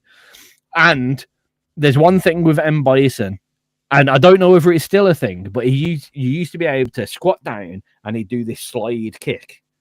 Oh, yeah. And he'd slide into him and he'd knock him over, right? Yep. I have played the best players of like people that brag massively about how good they are at Mortal Kombat, right? If you just get M. Bison on the floor and keep hitting slide kick, they can't get hitting and you will win. Guaranteed. Guaranteed. I completed the whole of Street Fighter from start to finish with M. Bison just using sweep kicks. When I was about 8 years old and I couldn't play it, I couldn't get the button combination, and I used to play with a family friend's kid, Lennon. Ironically, Lennon M. Bison. Well, there you go. Hail. No, sorry. He was one of those. He was older than me. He was like, I was 9 years old. He was 15. I'm surprised you don't have this yet. No, I mean, I'm not. It's coming down in price, though. Yeah, I mean, I got it for cheaper. I would rarely sit there and just play a beat 'em up. Oh, I forgot about the one thing, guys. The coolest thing about the collection, there's a gigantic documentary in there, full motion video about the creation of the games and the lore and the guys that produced it and stuff. A huge timeline. There's a lot, almost like a museum type of thing in there as well, and that is worth the price of admission right there. That's the kind of shit that I'm here for. Yeah, it's really good, man. I started watching it last night. I mean, for me with the collection, I'd probably I'd play the original and Mortal Kombat 2 for like quick memories kind of thing. But I don't think I'd ever sit down and play original Mortal Kombat to like complete it again. No, I bought it for the documentary part, actually. Yeah, that kind of stuff. Yeah, like if there was an early Final Fantasy game that I've completed a million times, but it came with a documentary with Yuto Hakinao or something, yes, please. Especially as it's fucking rare as fuck to get Square Enix producers into a fucking interview, as it is. Yeah, I'm sure. Did you see Wrecker's? Did you see Wrecker's comment? Oh, it's crap at both games. Wrecker don't play no games. Wrecker don't play no games. Nope. But I mean, I've got to put this out because he apparently has played both Mortal Kombat and Street Fighter. Well, he tried them anyway. You heard it here, fella. Heard it here first.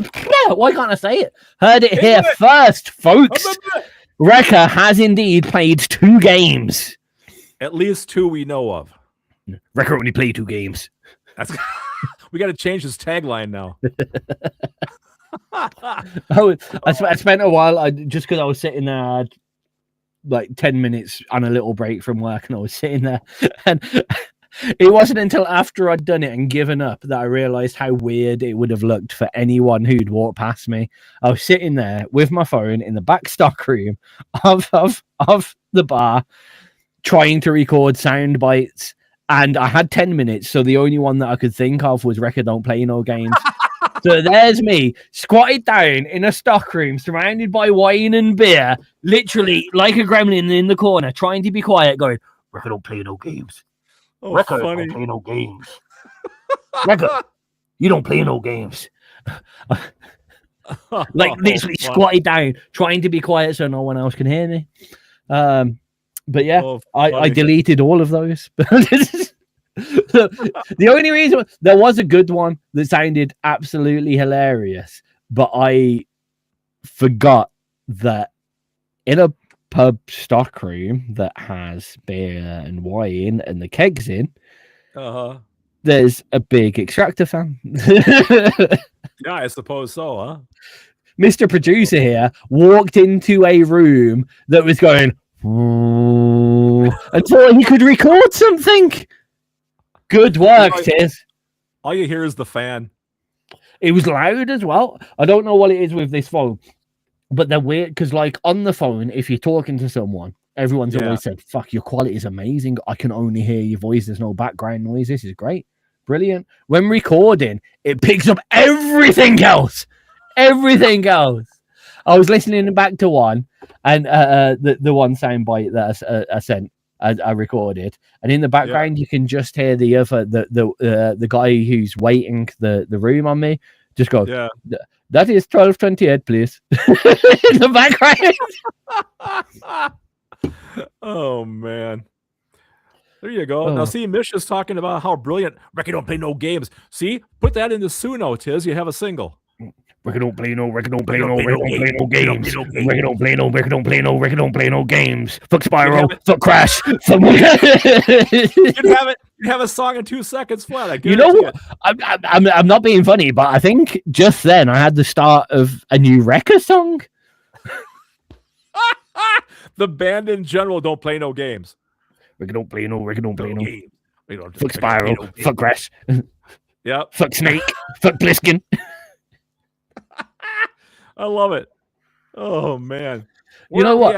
I've got to put this out there. It was not long ago that I made the connection between Escape from LA / Escape from New York and Snake from Metal Gear Solid. I didn't know there was a connection. I thought he was Pliskin. I thought you were dead. No. Snake from. I mean, they got that from Metal Gear Solid. No, Solid Snake was based on Escape from LA. Oh, I did not know that. Or New York or whatever. You know, I got to say something here. Back to Wrecker. My kids always make fun of me. I have like hundreds of video games, right? I got this. No, sorry. I'm horrible at them. Yes, I am lying. It was the other way around. Yeah. Okay, so I always thought Escape from Los Angeles came out way before Metal Gear Solid, but I did too. No, yeah, Solid Snake himself never escapes from Los Angeles. However, his character is directly inspired by Snake Plissken, the legendary protagonist. Same headband. Same eye patch. Same eye patch, yeah, right. Yeah. No, wow. Oh, fuck, of course. It was Kojima who did Metal Gear Solid, but it was a direct tribute. Snake in Metal Gear Solid is meant to be Snake Plissken. Hey, as long as we're on gaming really quick, did you see the Nintendo Direct with the brand new Star Fox reboot? I did not. I heard of. I've seen about the Star Fox reboot. I got it pre-ordered already. You know my problem. Like, I really want to play it. That was one of my childhood games as well, the original Star Fox. But if I play it, and the little character, I forget his name, but the little parrot character. Fox McCloud. No, not Fox, the parrot one. Oh, his winged mate. Forget his name. Falcon. Was it Falcon? It was Falcon, wasn't it? Falco. But it was Falco. That was it. But if he doesn't pop up on the side, and when he's speaking, it doesn't go. No, they actually talk now. See, I'm out. Well, supposedly it's a reboot of Star Fox 64. Supposedly. Did they speak? They didn't speak in 64. They didn't have voiceovers on the N64. I don't think they did. No. Cartridge. They didn't have voiceovers on cartridge games back then. Yeah, couldn't true. Couldn't fit not enough memory. No. See, there's certain things about old school games, like Star Fox. It was an arcade classic. You know what I mean? You can't redo that. You can't remaster Star Fox with epic graphics and full volume. Like it's not right. You know, you'd want a joystick and 2 buttons, fire and bomb. Well, they're gonna. You know what I mean? Yeah. I'm just a little bit sad about that. It'll be like them doing a 3D, 4D remaster of Pac-Man or Bubsy. Yeah, Bubsy. Exactly. That is one game that if they ever remastered, I'd probably send a letter in red writing to them. Oh, there's a remastered version. There's a collection. But no. Yeah, but like, is it like a pixel remaster like they did with Final Fantasy? You're talking about smoothing it out. No, they don't have that. So I mean, it's the same game in effect. Then yes, correct. Yeah. I'm fine with that. Don't take away. You either have to upscale the graphics a little bit and remaster the game. I agree. You know, like I really rate the pixel remasters of Final Fantasy 1 through 6. I mean, I'm a Final Fantasy fan anyway, but like they did the right things there. But like if they if they remastered Outrun. Oh, I loved Outrun. Oh, Outrun was the best arcade game ever. Man. Something else you and I have in common, buddy. I love the fact that like most people went up to it and was just like, oh, it's just a racing game, and then the people that knew was like, no, they're escaping from the law. Right, exactly. Outrun. They're going. They ain't racing nobody. They're just trying to get away fast. Right. Oh God, look at this. Speaking of AI, the next song is totally all about that. Oh, let's go there. Oh, okay. This next song here is Midnight Casanovas by the kind of Craig Allen Hecht tribute band, which now I wrote this song back in 1985. Midnight Casanovas, recorded it on my 4-track cassette deck, my old Yamaha. And I threw it into Suno and I said, do you want to do a cover version of this? And it kicks ass, actually. So this is Midnight Casanovas by Kinda Craig. Here's a little something to consider. Just thinking about that. And no one seems to have done this yet. Yeah. But going back, say if some AI musician, let's call them an AI musician for today, decided to do basically what you have to go and find some obscure bands. Yep. You know, that are dead, that don't exist anymore and whatever. Plug them into Suno, remix them. It's actually kind of an interesting idea. Yeah. It's coming to my mind. Do you know why it's coming to my mind? A whole show of that called Could They Have Made It? Oh, that's a cool idea. Yeah, if they had the technology of today, could they have made it? That's an amazing idea. You know the problem what's with funny? On this song, it does sound like me to me. To me, it doesn't sound like me, but this one is. I hear it a bit on this one. I sampled my voice for it. It's weird. Like they all sound a little bit like you, but like it's you adjacent. Is the only way I can put it. It's like if you'd led a completely different life. If you'd been born in the same year I was born, you'd probably sound like this. Pop punky. Oh yeah. Yeah. Well, the whole album, you got to remember, I wrote all this shit back in the 80s. That's what was popular then, that kind of pop punk thing. Now, my wife listens to this album and says it all sounds the exact same to her. It's... I mean, that's what it does. Like, Suno is designed to make something that the majority would like. Therefore, it's using mass-produced popular drum sounds, mass-produced popular guitar effects.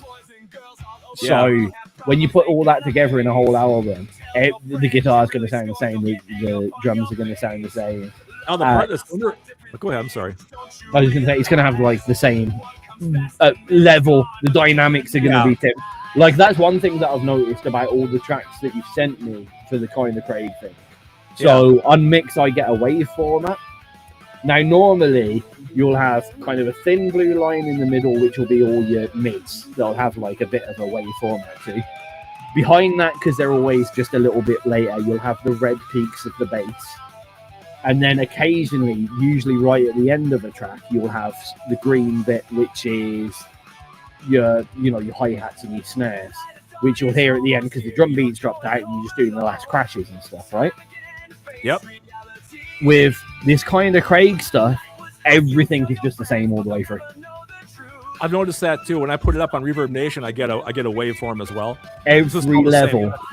The bass is at the same loudness as it. Like, it's not wall of sound produced. It's just straight. It's so weird because as a producer, you'd look at that and go, fuck, everything's going to be muddy. You're not going to be able to hear everything. What Suno's very good at is getting everything in its own frequency range.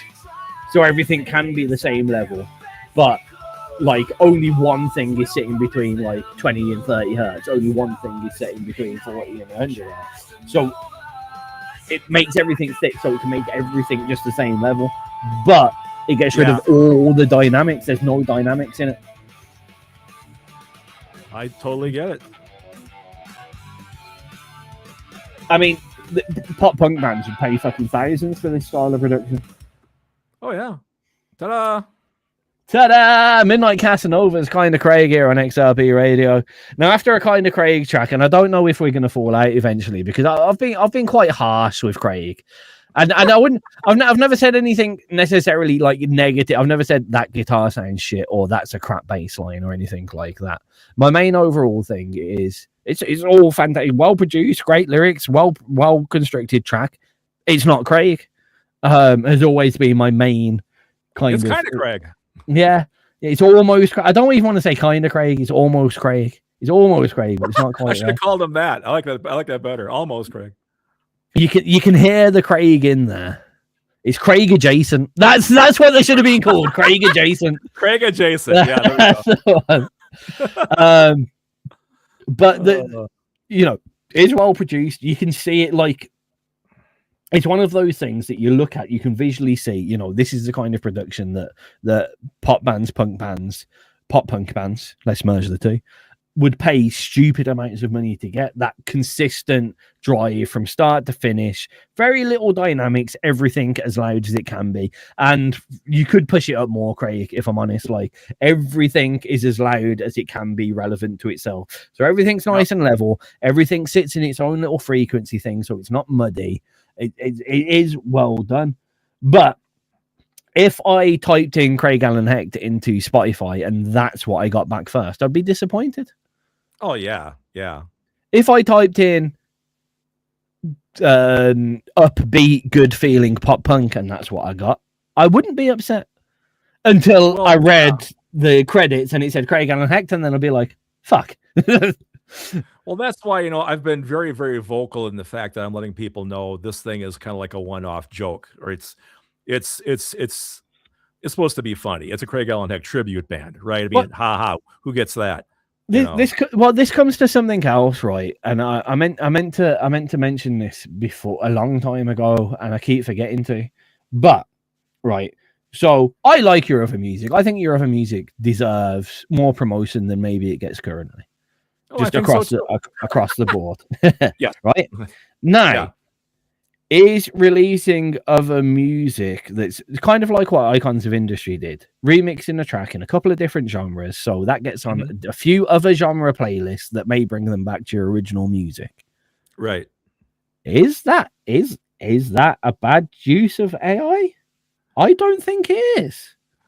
I don't think so. What scares me, like you just said, if somebody searches me, right, and they get that, thinking that's me, then I got a problem, because the problem is, like, my accounts, right, my Spotify account, my Reverb Nation account, whatever, all says it's under Craig Allen Hecht, right? So whatever I release comes under the umbrella title of Craig Allen Hecht. That's why, like, on Reverb Nation, it says Craig Allen Hecht, then the Third Bridge, or Craig Allen Hecht, Brainhammer, or I have to specify. I mean, I know we had this conversation before when it came to heavy metal polka, where I was saying, like, just think about it this way, like, the fun track, great. If someone comes to your page, listens to that first, they're going to think you fucking Weird Al Yankovic. Yeah, that's the most popular song I have. Yeah. Is that a bad thing? Is it a good thing? Has it brought people that are looking for fun tracks and they now, maybe they don't like it, but someone that wouldn't have normally listened to your music has probably, after heavy metal polka, experienced at least 10 seconds of one of your other tracks? I would say so. I think that's a cool thing. Well, even if they just left it on play, you know what I mean? Yeah. Right. I would also say that there is some potential benefits of, and this is again the reason why I'm not really upset with what Icons of Industry, what Roberto did there, because I mean, on the one side, he used all his own ideas and really fucking. It's not like he just put wheels in motion and went, make me soul track, make me electro track. He's put in the effort. He's done some design work on it. It wasn't just in and out 5-minute job. But also, it's brought people from the electronica world and the soul world to potentially listen to the great tracks that we know Icons of Industry make, that they would not have done that before. That's a really good point, Tizz. I mean, yeah, I mean, if this gets people into my sites, you know, to listen to everything else I've got, you know, they're going to go, well, why doesn't the rest of his music sound as well produced and slick as this? But that's neither here nor there, you know. I guess it works up in questions, and next week I might put this in our new poll thing in the chat box, right? And I'm going to bring up these few questions, and it will start off with what should get more airplay on XRP. I'll have you answer this for now. What should get more airplay on XRP? Original music or a cover? Original for sure. What should get more airplay on XRP? A cover or an AI track? A cover. What should get more promotion on XRP radio? A cover or an AI remix of an established independent artist? To me, it's exactly the same thing. Neck and neck, 50-50. Yep. And finally, just as a quick one, slightly irrelevant to the topic, but relevant to what I said earlier. What should get more airplay on XRP radio? This could be a hard one. An original track by an artist that just doesn't do music anymore. Not the band split up or artist, single solo artist, doesn't do music, completely out the game. Not like the Incarts or someone like that, right? Mm-hmm. Or a cover or AI track by an established musician that has talent.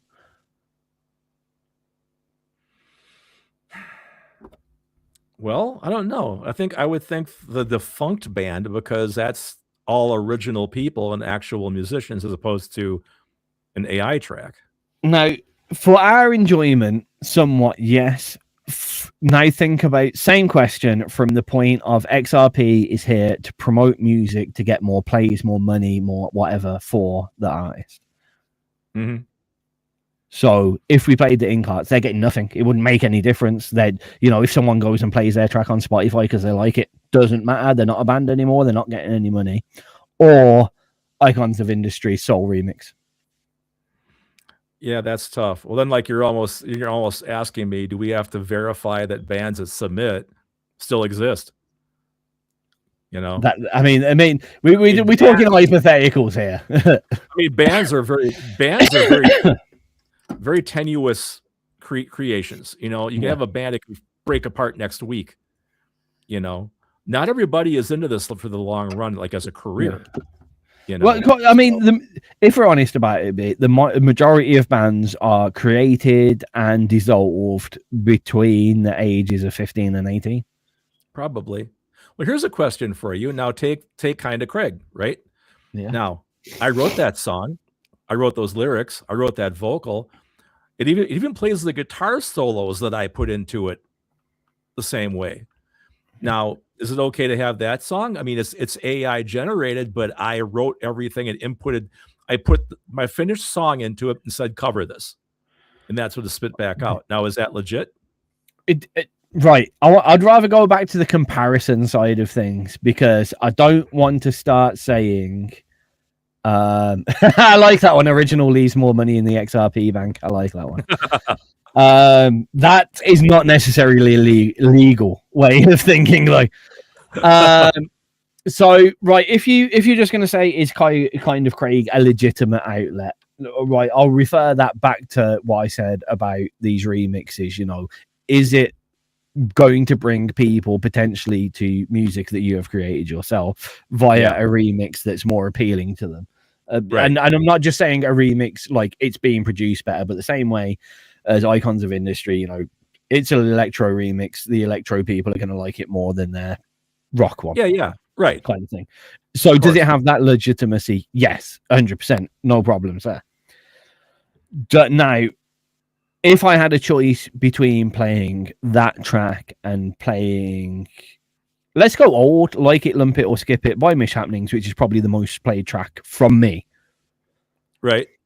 I'd probably still play Like It, Lump It, or Skip It. I can see that.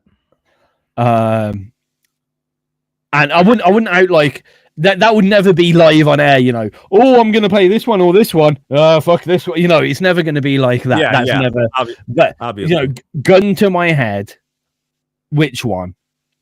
I Yeah. would go for Mish's because I produced his album. No, because I choose Mish's because it's 100% originally created, and I feel like the effort. If we talk man hours. Right? How long did it take you to create Midnight Casanovas? That remix. Oh, man. Oh, that? The remix, yeah. How about half an hour? I know it took Mish considerably longer than half an hour to. So, what in my mind deserves the extra, the one that has more effort put into it. Now, if you went back and was like, do you want to play the original Midnight Casanovas or Mish? I'd play the original one because I like you more than Mish. Mm-hmm. As well, you should. Not musically, just as a person. No. Well, that's a give me. You know, come on. Yeah, but you know what I'm saying. So like, again, I'm not outright saying a fully AI created track is banned from XRP radio or banned from me. In any way, it's but the ethic that I want to attach to that is not something that is provable. I can ask the artist, how much input did you have here, and they could turn around to me and went, no, it's not an AI track. I played everything, and that could be a lie, and I'd have to take it as face value. I mean, at the end of the day, and that's that. You know, what I'd love to be able to do is ban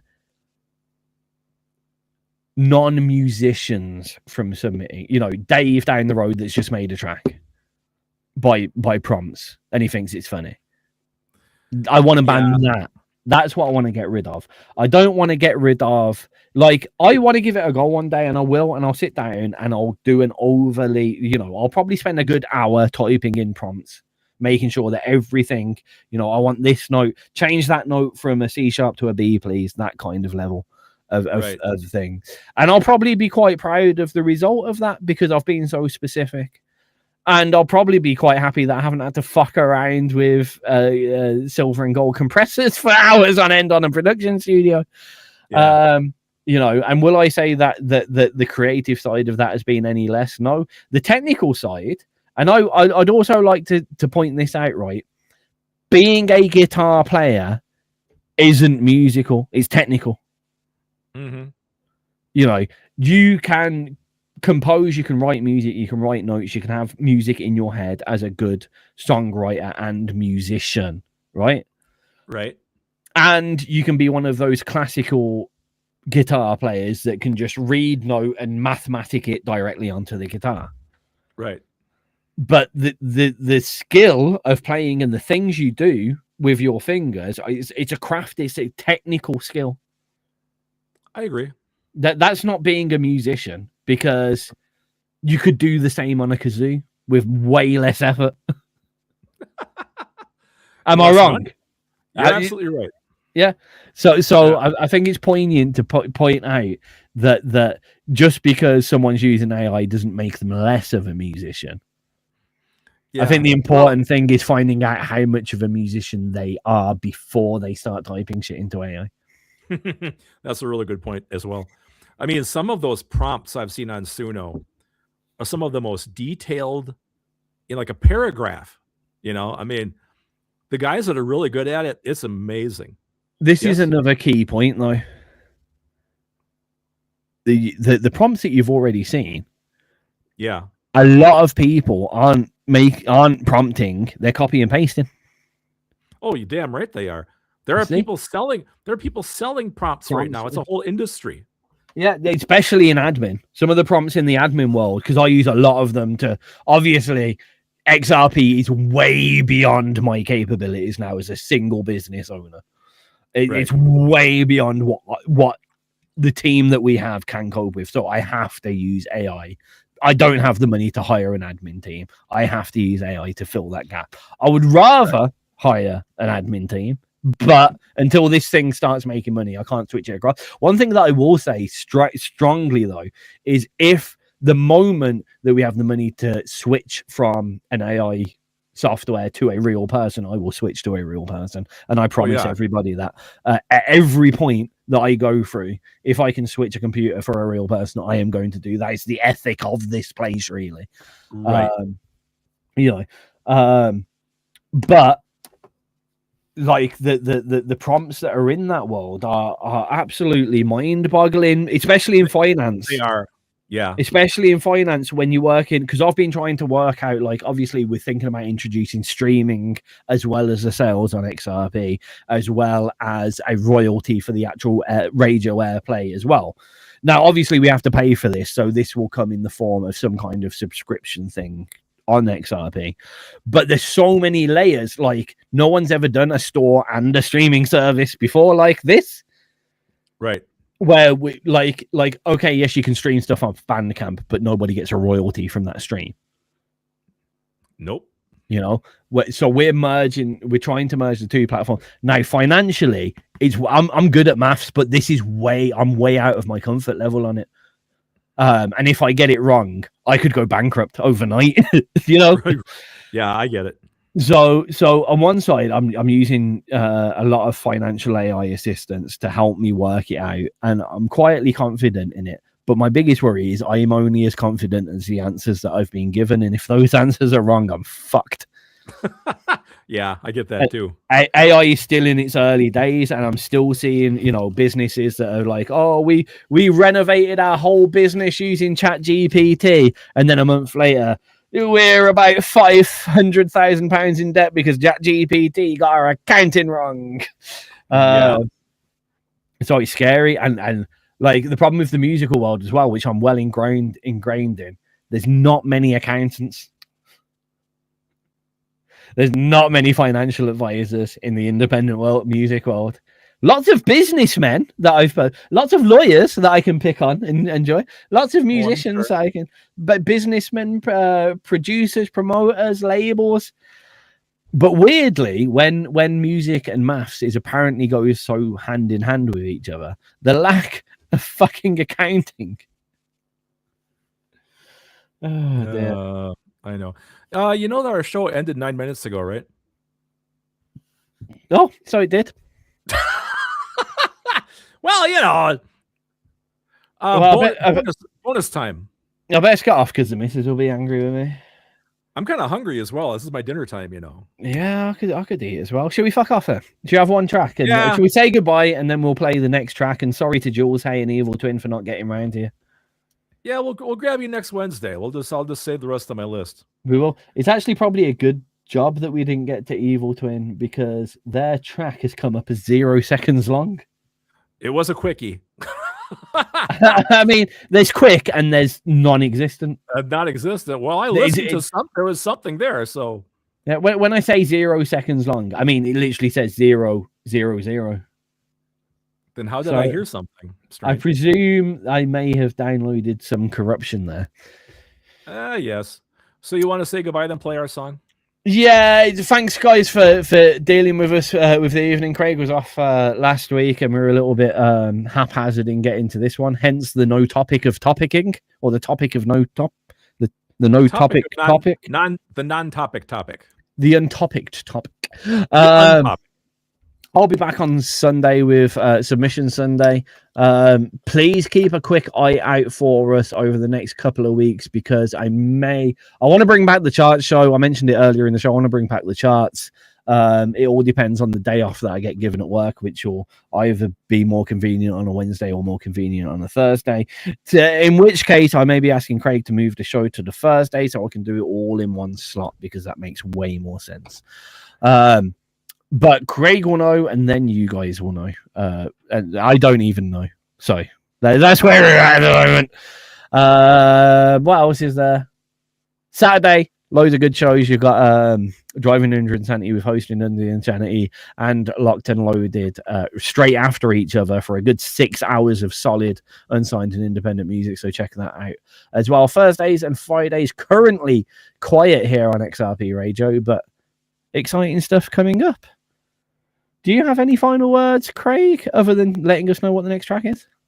Just my usual. Thank you so much all for listening today, and thank you for being in the chat box. And speaking with us, and I will be back with Tizz next Wednesday. Have a great week. Peace. And the next track out is "Taking Back the Cities" by Soul Direction 1. Have you seen the picture of these guys? No. Oh, you are going to be the happiest. I showed this to Kat earlier as well. Oh, I got my phone right here. It's yeah. I was just going to pull it up on the screen. Oh, if you want to, go ahead. They are. I think everyone needs to see them. Actually, I am going to do this if I can. How do I switch? Nope, that was the wrong button. Here we go. Just make sure. Look. Wow. Aren't they fantastic? Yes. And at first I saw that and I was like, that looks kind of AI. You know what I mean? It's so obscure, but yeah, no, it is actually. Here they are in their glory. I love the camo, man. Aren't they fantastic? It's wonderful. I was thinking like a 6-piece band. Nope, just those two. Wow. Just those two. Now, here's what kind of throws me off. On the website, it says Soul Direction 1. Like, that's the name of the band. But here it's a Soul Direction. So, well, if you look at souldirection1.com, so they are Soul Direction, but there is already a Soul Direction, so this is only 2 people. This is amazing. No, fucking brilliant. Right, wow. How do I get rid of it? I was so happy. I was just trying to find them so I could tag them in, and I was like, no! I'm so happy. Yeah, that's amazing, man.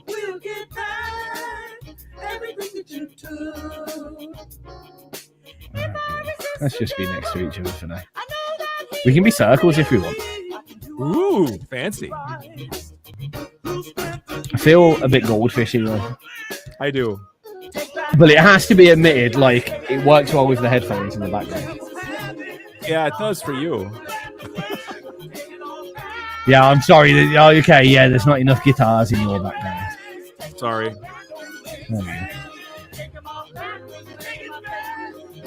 They've added a load of stuff to this actually. Yeah, I played about the first 10 seconds of this, and I went, yes. Oh yeah, definitely here for the film.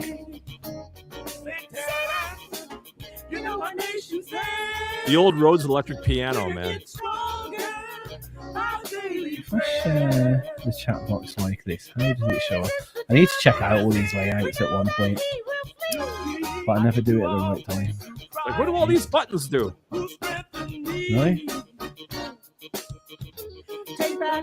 That kind of works. Okay.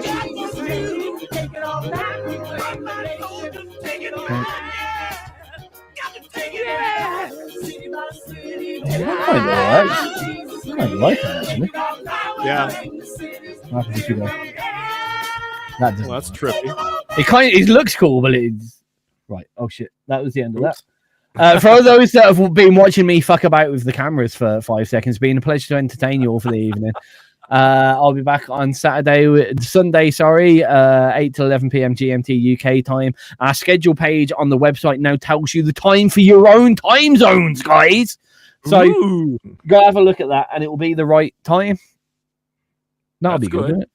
Yeah, right on. But apart from that, we've got to say goodbye to these lovely people. So goodbye. Goodbye, lovely people. Goodbye, lovely people. Oh, goodbye. Goodbye. Push the button, Tizz. Button being pushed. Push the button.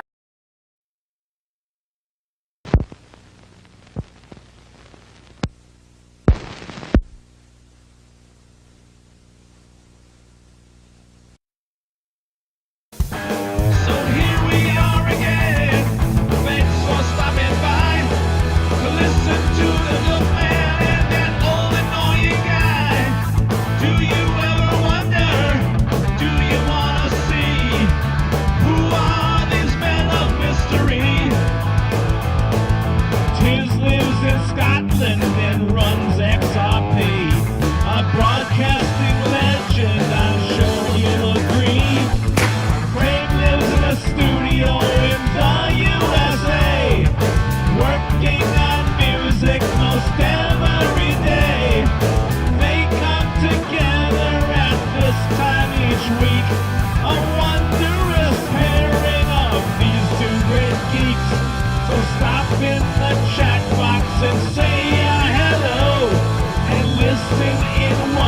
to the Craig